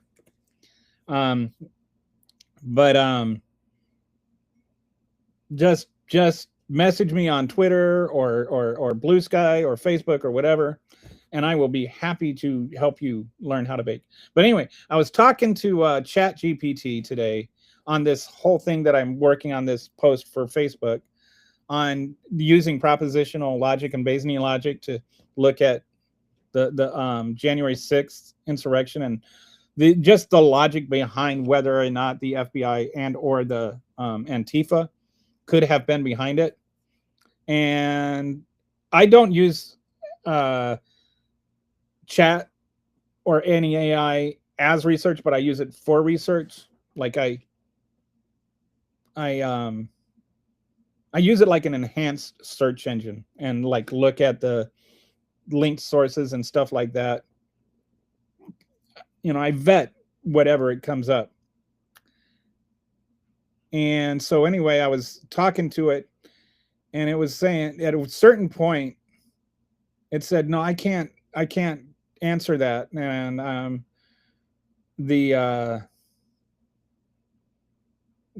was like, why not? And it's like, well, I can't use, I can't give persuasive political speech.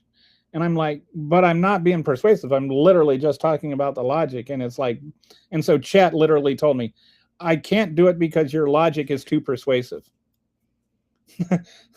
Like, it's when you start looking at the actual logic and map it out, even Chat is like saying, yeah, this is too persuasive. I thought that was funny. Not sourdough banana bread. I haven't tried sourdough banana bread. This was banana bread using fermented bananas. Fermented bananas are like extremely easy. But you know how like the secret to banana bread, everybody says the secret is use overripe bananas. This is like taking it to another level. You take the banana, you put it in a jar, and you see, you use an anaerobic ferment, and you just kind of mash bananas up, put the coffee filter in the band on the jar, let it sit for a day, you have a fermented banana. And I think, like I always thought before of just fermenting food is it just tastes sour. It actually, like the umami flavors, it actually adds so much more flavor to do a ferment. And there's like anaerobic ferments and aerobic ferments. Anyway, fermented bananas are amazing, and even just have some with yogurt, and it's really different. Are you really a trans man? No, but I'm really wondering why that would matter to you. You're not here to ask what a woman is, are you? Because if you don't know by now, maybe your mom would have swallowed. There's trans women, like this is how I answer this question now. Trans women, there's actually two definitions. And then the whole thing, the whole gotcha of it is that the question itself is a loaded question that is doubling up as an equivocation fallacy, right? The definition actually has two meanings, right? It has a biological meaning and it has a sociological meaning, right? it can mean, you know, a person born with a vagina. It can also mean a person who identifies as a woman. And both are in the dictionary, right? But the question is meant to like use one definition to nullify the other definition. So I point out there's actually the two definitions. There's the biological definition and there's the sociological definition. And a woman, by the biological definition, is somebody that they will never have intercourse with. And a woman, by the sociological definition, is a person who covers their drink when they walk into a bar. Can you put a link to your Twitter, please? Yes, I can. Hang on. All right. So, just waiting for it to load up. My browser's running a bit slow. Okay.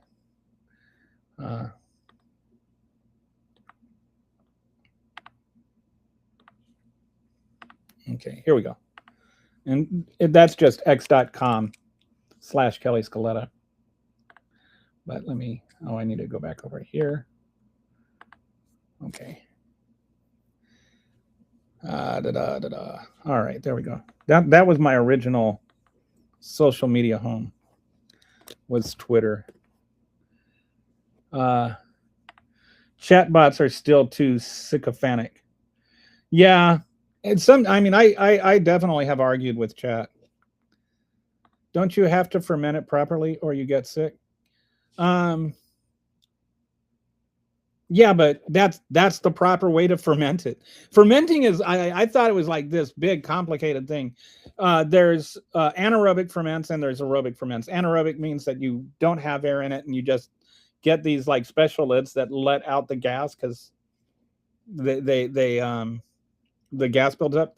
But fermenting so like there's fermenting and there's pickling. And pickling, you just put stuff in vinegar, right? And it's just about getting the acid level up so that microbes can't grow. That's all it is. And when you ferment it, you're doing that naturally instead of using vinegar. And once you get that acidic level up, then stuff can't grow. You can store fermented stuff in the fridge for like a lot longer. So like you have some berries going bad, either throw them in the freezer or ferment them. Like there's stuff. One of the things that I really like to do is get grapes and ferment grapes and all that. Just do an aerobic ferment of grapes, and then what happens? You just put in a little bit of sugar with them to give some extra the microbes or whatever. Give them some extra stuff to nibble on. And the grapes, they're like if you ever had Pop Rocks when you were a kid, they get they become these little fizzy bombs, and they're amazing. They're like so much better. Like it'll be like, I didn't know grapes could taste this good. Kelly, you caught up and now I'm behind. It's almost like I got behind just when you were saying. Social logic meaning is just theory, biology is the scientific. Both meanings, words are words, dude. Words are words. Words have meanings. They're a communication of thought. Whether you think that it's a scientific fact or not doesn't change that the word is not a scientific fact. A whole is a whole. That's my motto. Yeah, well, I mean, I'm not going to say it. Trans people exist. They've existed in every society throughout the history of civilization.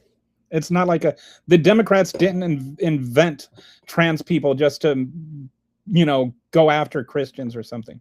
So a porcupine is as good as a woman. Ooh, is it a porcupine woman?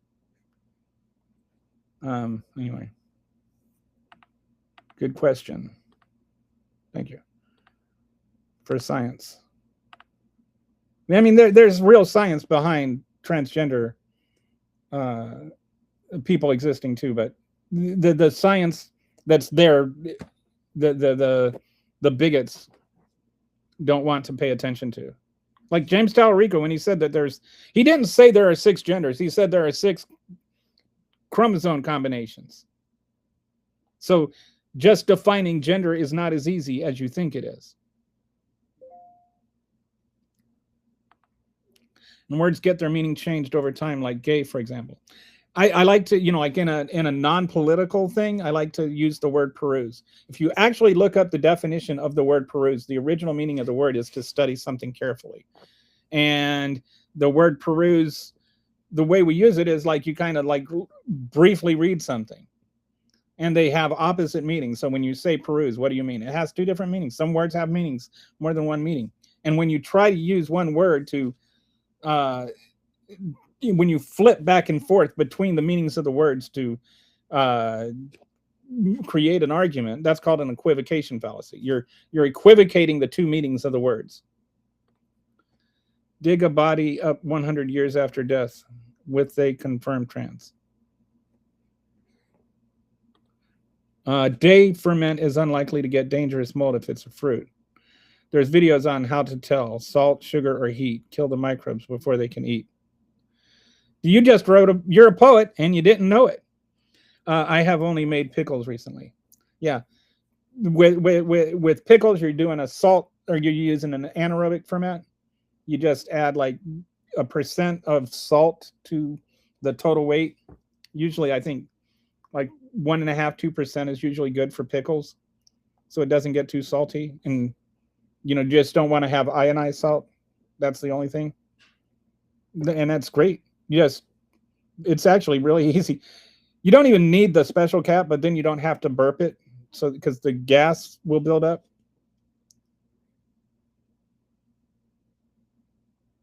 If I'm spelling words, am I casting spells?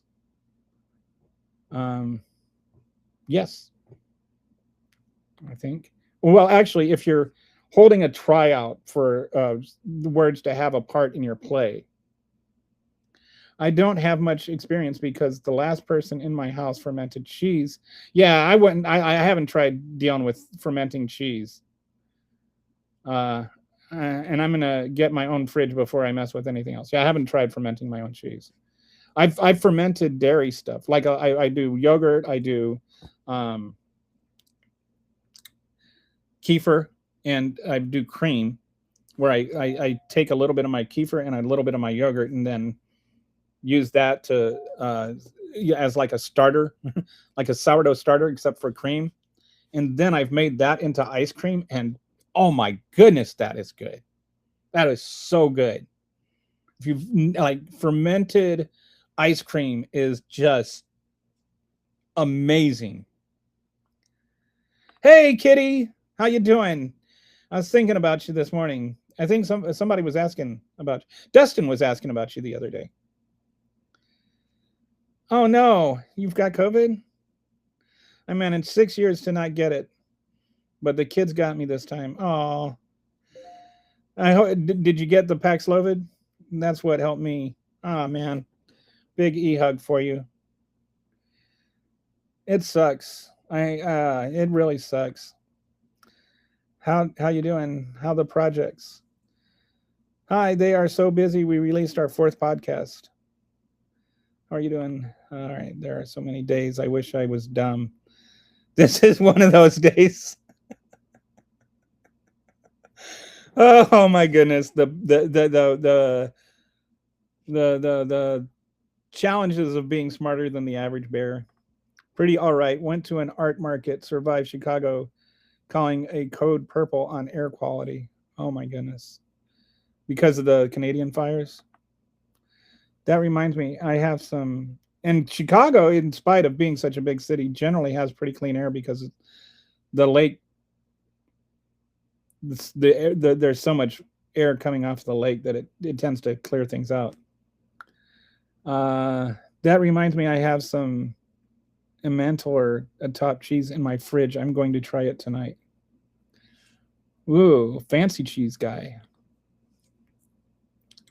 Republican subcommittees held a meeting claiming that the Smithsonian is promoting extreme political activism, saying they are infected by woke ideology, slavery, transgender, immigration.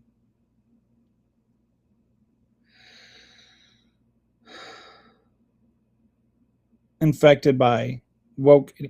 And so slavery, saying slavery was wrong is woke now.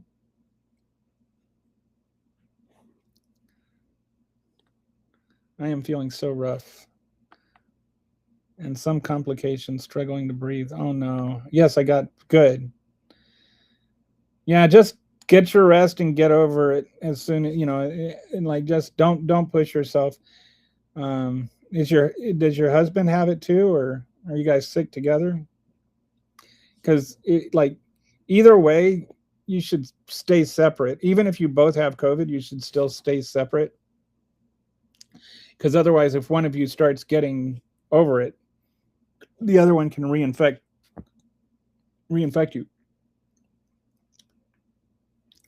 I've had COVID 4 times. The first time was the easiest. There's actually some real studies on this that each time you get it, it gets worse. I've only had it once, and I had long COVID for a long time afterwards. Even I haven't had any real symptoms of it in the last few months, so I think I finally got over it. But like if I pushed myself too hard in a day, I'd just like vomit. I even vomited in the middle of a podcast one time because I decided to push myself and didn't have it. Got to make your own custard and freeze it so good, especially with coffee. It's really rich like caramel. Yes. I'm telling you guys. I like if you don't follow me on Twitter or Blue Sky, I'll post pictures of food I've made, and people are always asking me like, how do you eat like this and lose 80 pounds? Because the food I make is not food that you would think is diet food, but it's just when you take care of your microbiome, when you take care of your gut health, it's like you don't really have to worry about what you're eating in terms of calories or portion size or anything like that, because your whole body is just the feedback system. There's something called the gut brain axis, and that's like the communication between your brain and your gut, and telling you like when you're hungry and when you're full and what you want to eat. And once you get your gut healthy, it starts communicating correctly with your brain, so that what you want to eat and when you want to eat it and how much you want to eat just changes to something that's healthy. So that's Kitty's podcast Substack. It's really good. I am telling you, the team that Kitty has put together, if you want to know anything about Epstein, that's vetted, not spreading propaganda, but vetted and well thought out and carefully researched, and just subscribe to that Substack. If you want to know what's going on with Epstein, subscribe to that Substack and you will know what's going on with Epstein. Have you seen Donald Trump is on about demanding compensation for smoke? Yes. He's such a dipshit. Sorry. I don't usually swear on that, but man, that man is just so dumb. Remember, he didn't know how to spell dumb? That's how dumb he is. Like, he spelled dumb wrong. He called us dumb, and he didn't know how to spell dumb. Then he acted like nobody knows how to do it. Like, who knew how to spell dumb? And he discovered how to spell dumb, and he's like, oh, it's got a B in it. No medical advice, please, unless you are a certified mRNA expert. You can get banned for that. I'm not really giving anybody medical advice. With the I don't think I'm going to get banned for anything I said. Us and Saudi, and anyway, there are plenty of people that have no expertise in mRNA that have had YouTube videos that didn't get banned. I'm pretty aware of that. Every time somebody tells me to do my own research and they show me a YouTube video. US and Saudi Arabia agreed to a nuclear war deal.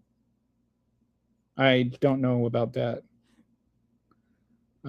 What kind of what do you mean? What is a nuclear war deal? Like they agreed to have nuclear war? Or are you talking about some kind of agreement on nuclear weapons? Do you mean like some sort of nuclear weapons deal? Yeah, the fires. Hopefully, it's not too smoggy in y'all's area. The COVID. I mean, it's bleeping ridiculous. I am so glad you have survived. I am so annoyed. I am annoyed. I did everything right, but still got it. Man. I was like really careful, and then I was at work, and I was wearing my mask, and then there was like a pizza party, and I just took it off to eat lunch with my coworkers, and got COVID in like that half an hour. The only half an hour that I've been around anybody, I had been around with anybody without a mask on in like the whole time. And the first half an hour, boom, I got COVID. Harry Canada has pulled American liquor from the shelves. Good for them. I mean, Canadian whiskey's fine. When will U.S. have legitimate third-party choice? When American voters want one. There's nothing prohibiting third parties. It's just, have you seen what the choices are? The Libertarian Party sucks. The platform sucks. Have you looked at the Libertarian Party platform or the Green Party platform? Like, if there were a third party that actually ran on something, I think if the DSA, and the other problem is, you've got left, right, center. Do you run to the left of the Democratic Party and then cut the Democratic Party in half? That's the problem. Because then the Republicans win, and that becomes the pragmatic reality of things. I think there's like a chance. I think it's more of moving a party to have a different ideology than it is having a third party. I think that, and the DSA right now, there was a poll that came out today. The DSA is actually more popular than Donald Trump right now. Like, 32% of Americans said that they would vote for a DSA-backed candidate, and only 29% said that they would vote for a candidate that supports Donald Trump. So right now, DSA is actually more popular than Donald Trump. Both my partners have it. And one of the kids. Oh, my goodness. They're attempting to remove museums as well regarding Black and gay histories. Yeah, I think some of that stuff got struck down by the courts. Did you lose your sense of smell and taste yet? Sometimes that happens. The entire house but one got it. That poor person is going to be busy. I fortunately, I did not lose my sense of smell and taste, because that would, like, that all my joy in life is my cooking.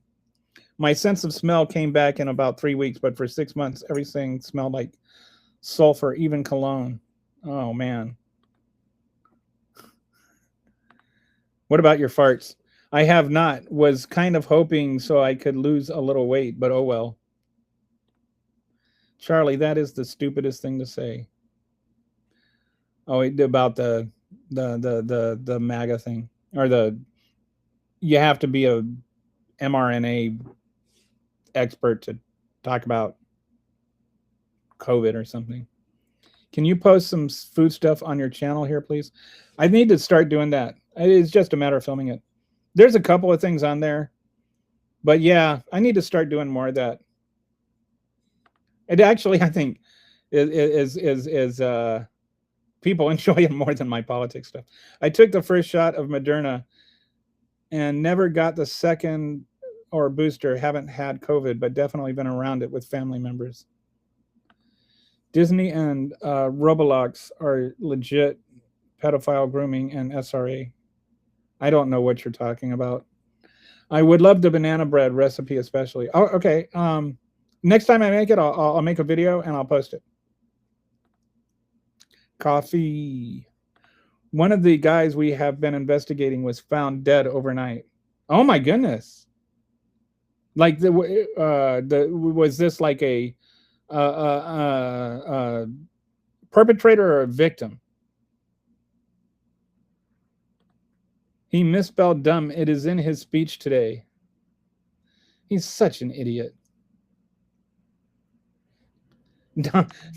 Donald is a moron. Remember, Donald discovered B and dumb. He is the first person. It was just, he like tried to cover, like, did you know this? And he was like, who knew that dumb had a B? And he also misspelled tap one time. He spelled tap with 2 P's.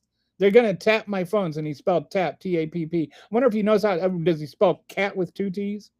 As a healthcare professional, the saddest part of COVID was explaining to the Trumpers on the way to the ventilator that it was too late for the vaccine they were begging for.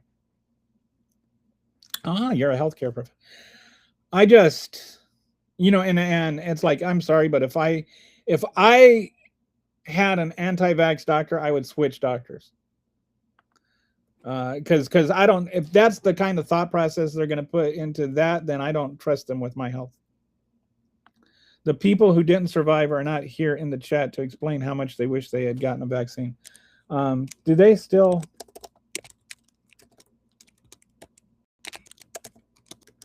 All right, it's gone now. There used to be a website called, I guess it's gone under. There was a website called sorryantivaxxer.com. And it was just all these people that had built up a big social media following, talking about, how they're anti-vaxxers and, had all this anti-vaxxer stuff.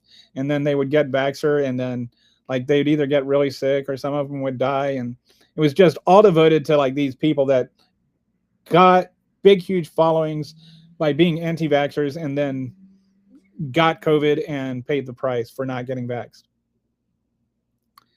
Darwin for the win. That is serious Darwin for the win. I mean, it's like there's this MAGA thing that like, if you don't agree with Donald Trump on anything, then you're irrational, and science or history or whatever, actual objective reality is bent to whatever Donald Trump says. And if you don't bend your reality to what Donald Trump says, then you're the one that's insane. It's just, and even when they're dying, there was the one lady, I can't remember, whose dad died. And he was like, his dying words or something was, I shouldn't have listened to Trump. They passed the bill to combine our military with Israel. What? I need to look into that. That is insane. What does that mean?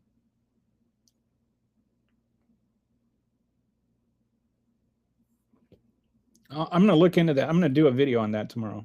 I think the U.S. needs a center party to control the Democratic side. I don't think we need. I think the Democrat is the center party. I think we need a left party. Actually, I think the Republicans are right.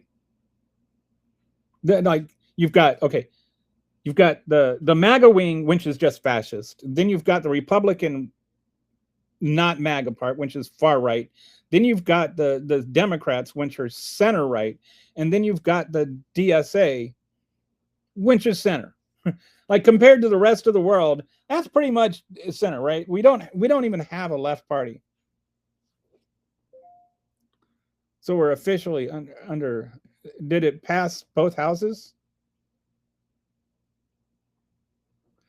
What people don't understand. Oh, we've got another person telling why Trump won. The people didn't like Biden administration policies. No, but that's why Biden won. They didn't know. Biden won too, right? Didn't Biden win? People that come on and explain, like everybody's got their own opinion of why Trump won. Why Trump won is really obvious and really simple. All you have to do is look at the polling. They thought that Joe Biden was responsible for inflation. That's it. And like if you look at the polling on things like universal health care, the majority of the population is for that. Charlie, change the channel. You don't know why Trump won. Apparently, the United States and Saudi Arabia have signed a landmark civilian nuclear cooperation pact called the 123 Agreement, a 30-year deal for uranium enrichment in Saudi Arabia. So I guess it's okay for the people that paid for 9/11 to get nukes.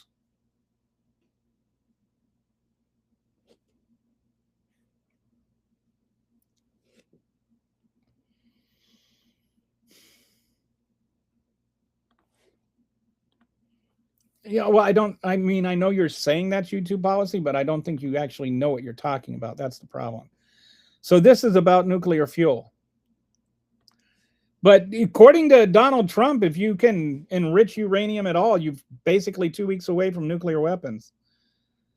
That's just a MAGA talking point. It's just saying words without really saying anything. And the truth is, the silent majority didn't vote. And they're not silent. They're neither the majority nor are they silent. They're a minority of people that never shuts up.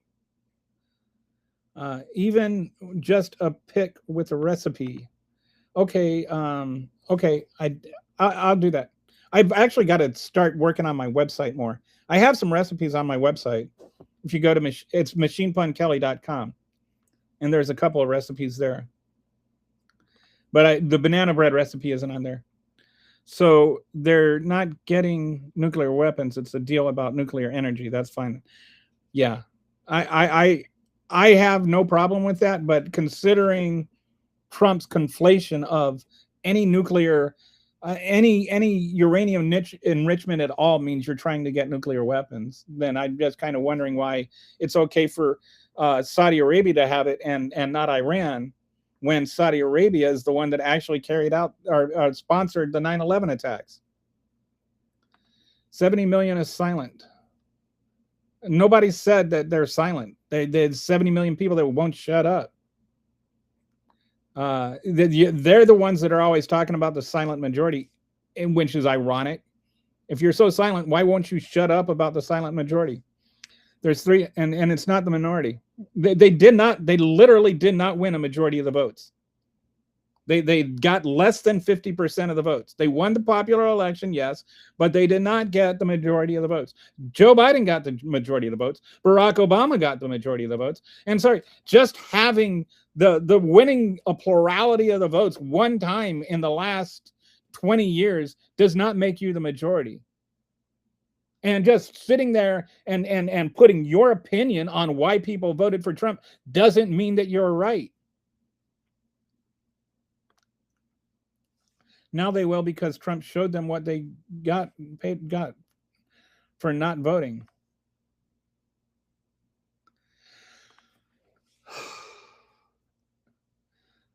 Do you know what a false dichotomy is?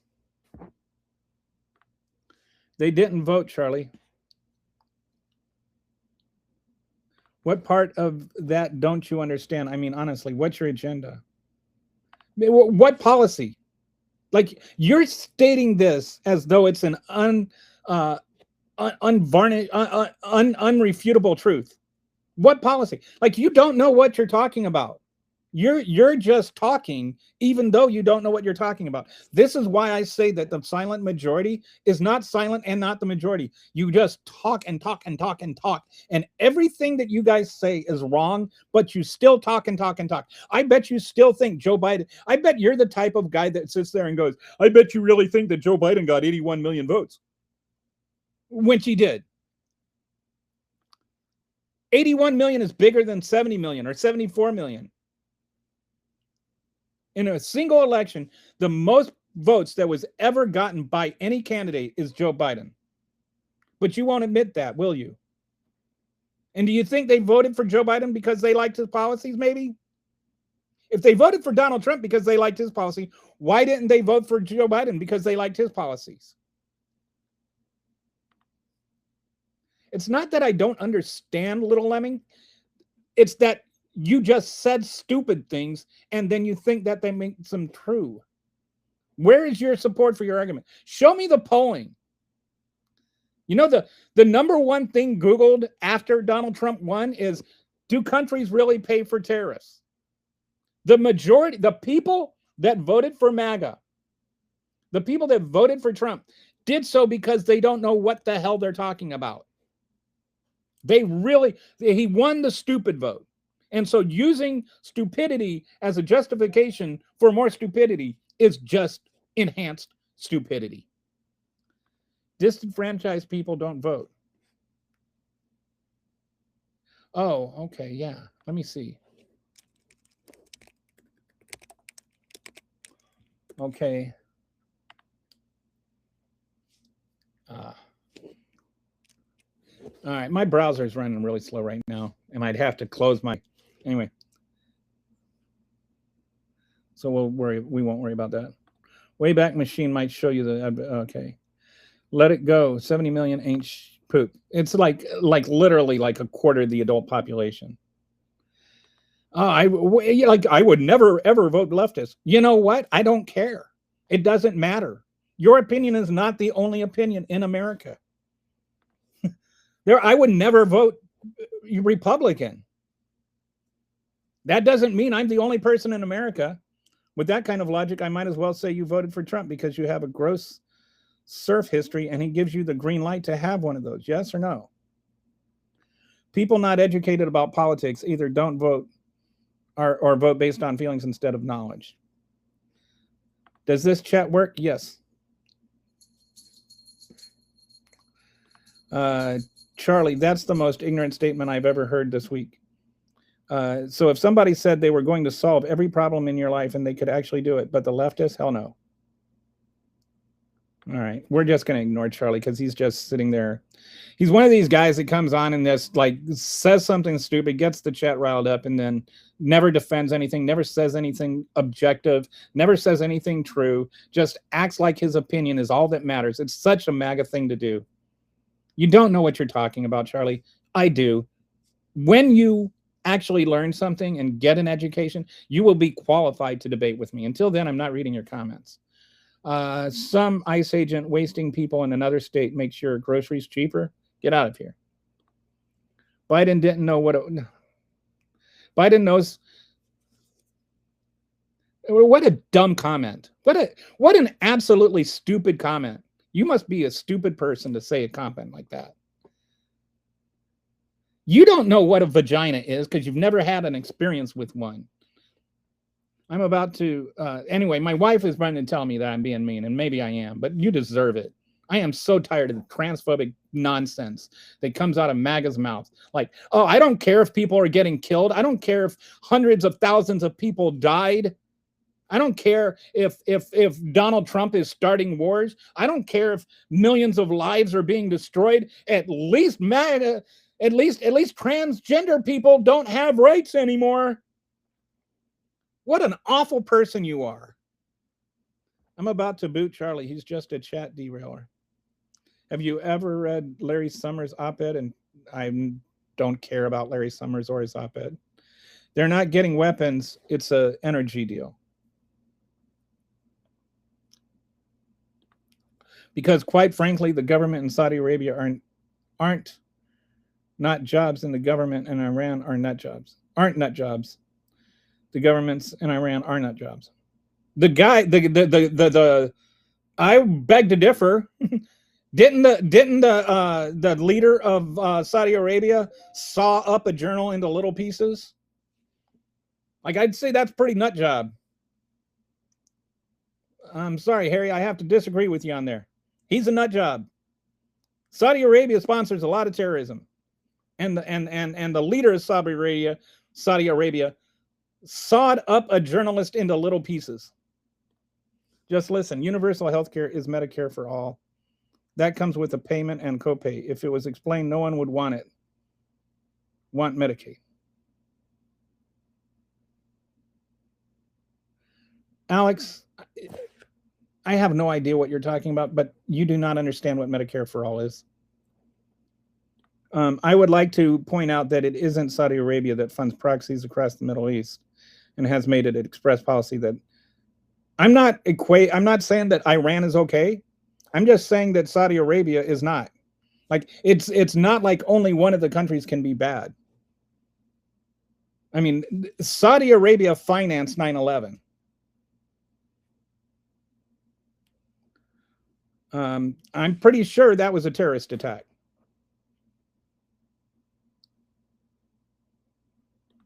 I do not support Donald Trump's war in Iran in any way, but Iran cannot be allowed to have any form. And I agree they don't. They shouldn't. That's why Barack Obama negotiated a treaty with Iran to keep them from getting it.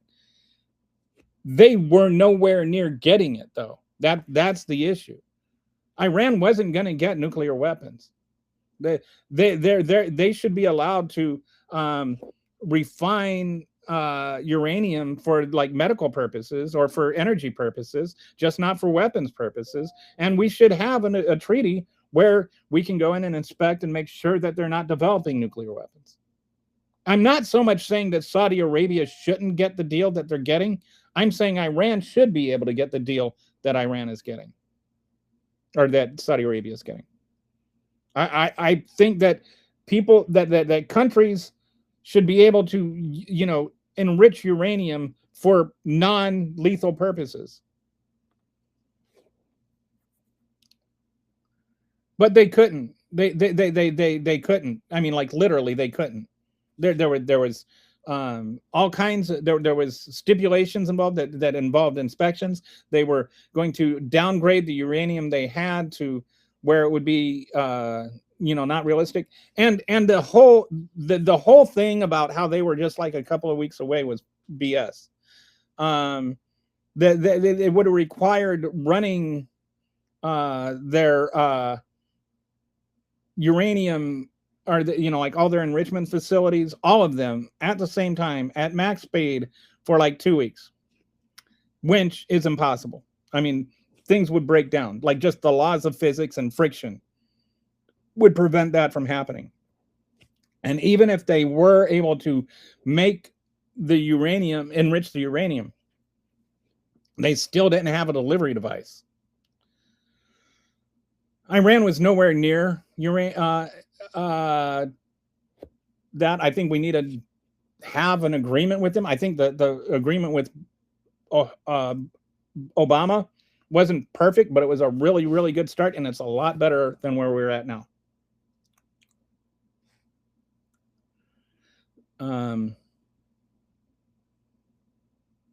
I wish we could do something in Iran that would allow for a change in regime more than reinforcing a worse regime. They have hobbies, but it involves illegal activities, and it's usually with underage. Harry, don't undo that.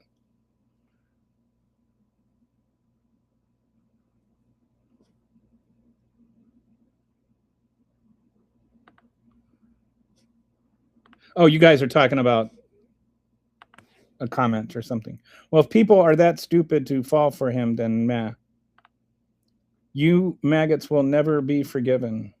The defense bill that passed the House only has provisions to deeply integrate defense technology, intelligence systems, and weapons co-production overall. 1.5 trillion defense budget.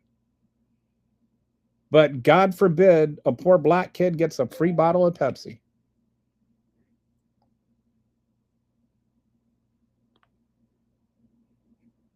Saudi Arabia is not a good country, but I would much rather support Saudi Arabia. I'm just saying it doesn't need to be a choice. And Saudi Arabia has its own terrorist activities. And so if we're going to just say that that Iran can't get any nuclear facilities at all, even for non-weapon purposes, why not the country that was behind the single biggest terrorist attack in the history of the world? Bill provision for Israel defense integration with the U.S. is Section 219 of the legislation. But Saudi Arabia did fund Al Qaeda and the 9/11 attack. So, I mean, you would say they didn't, but they did. They did. They did saw up a journalist into little tiny pieces. Like Saudi Arabia does have connection to terrorist groups.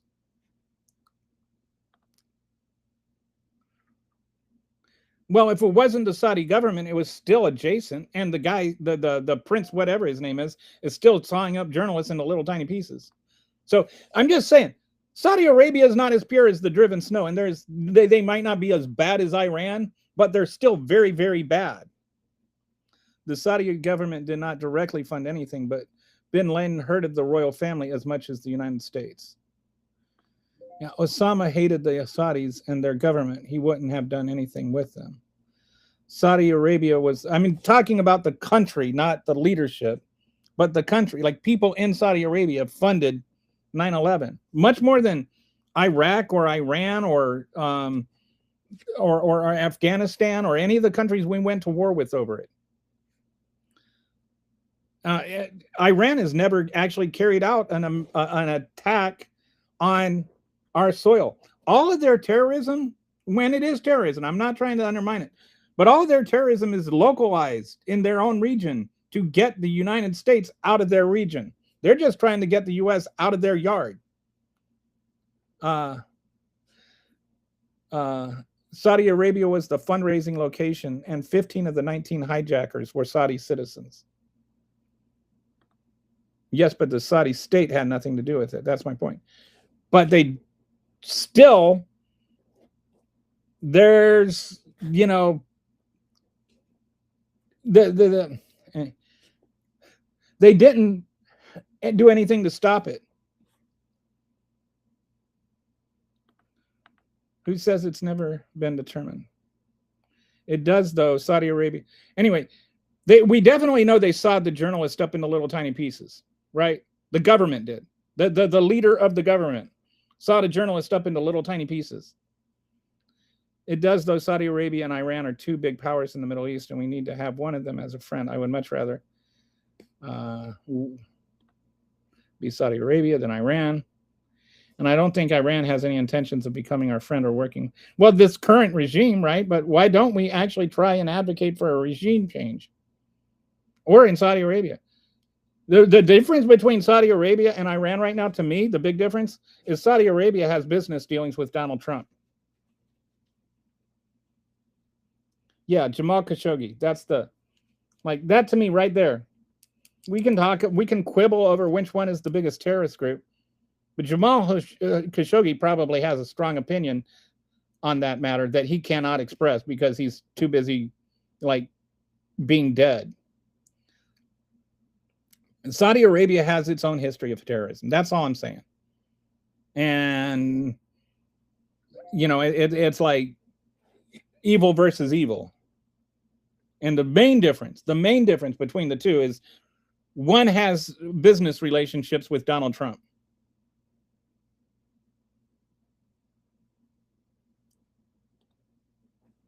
Right. And that's all I'm saying. Saudi Arabia is terrible. And so, but if our logic is they're not doing nuclear weapons, even though they're terrible people, we will allow them enriched uranium for humanitarian purposes. Why can't we apply that same logic to Iran? If we have it accompanied with inspection programs that ensure that they're not doing, and we limit how much they can enrich. Like we had with the JCPOA. You want to, you know, we could have maybe tweaked the treaty or something. Anyway, Donald Trump likes to rip up right now, Iran, that whole thing is such a mess. It's such a mess. There's no way we're coming out ahead on this thing.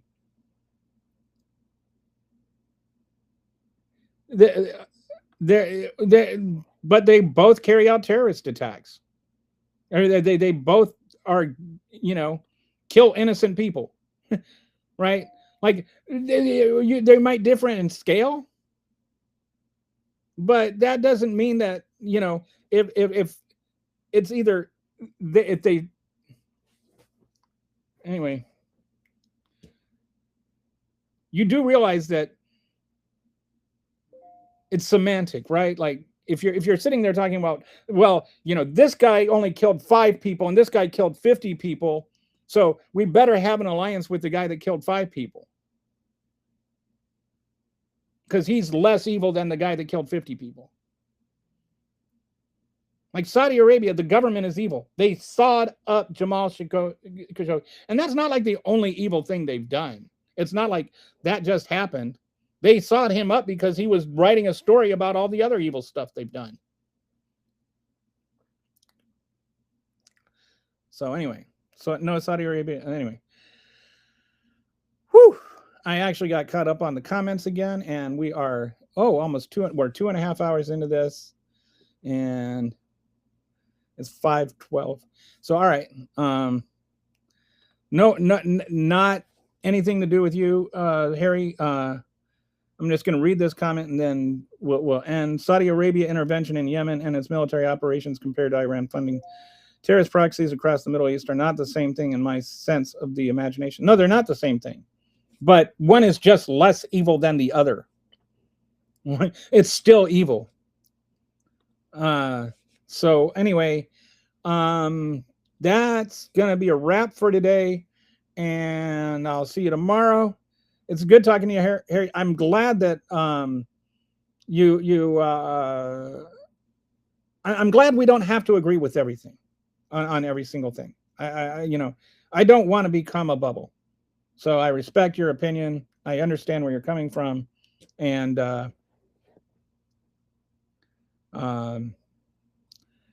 that's it for today. I'll see you guys tomorrow. I hope you have a wonderful evening. Unless you're watching Donald, in which case, I hope you have a terrible evening. All right. Talk to you later.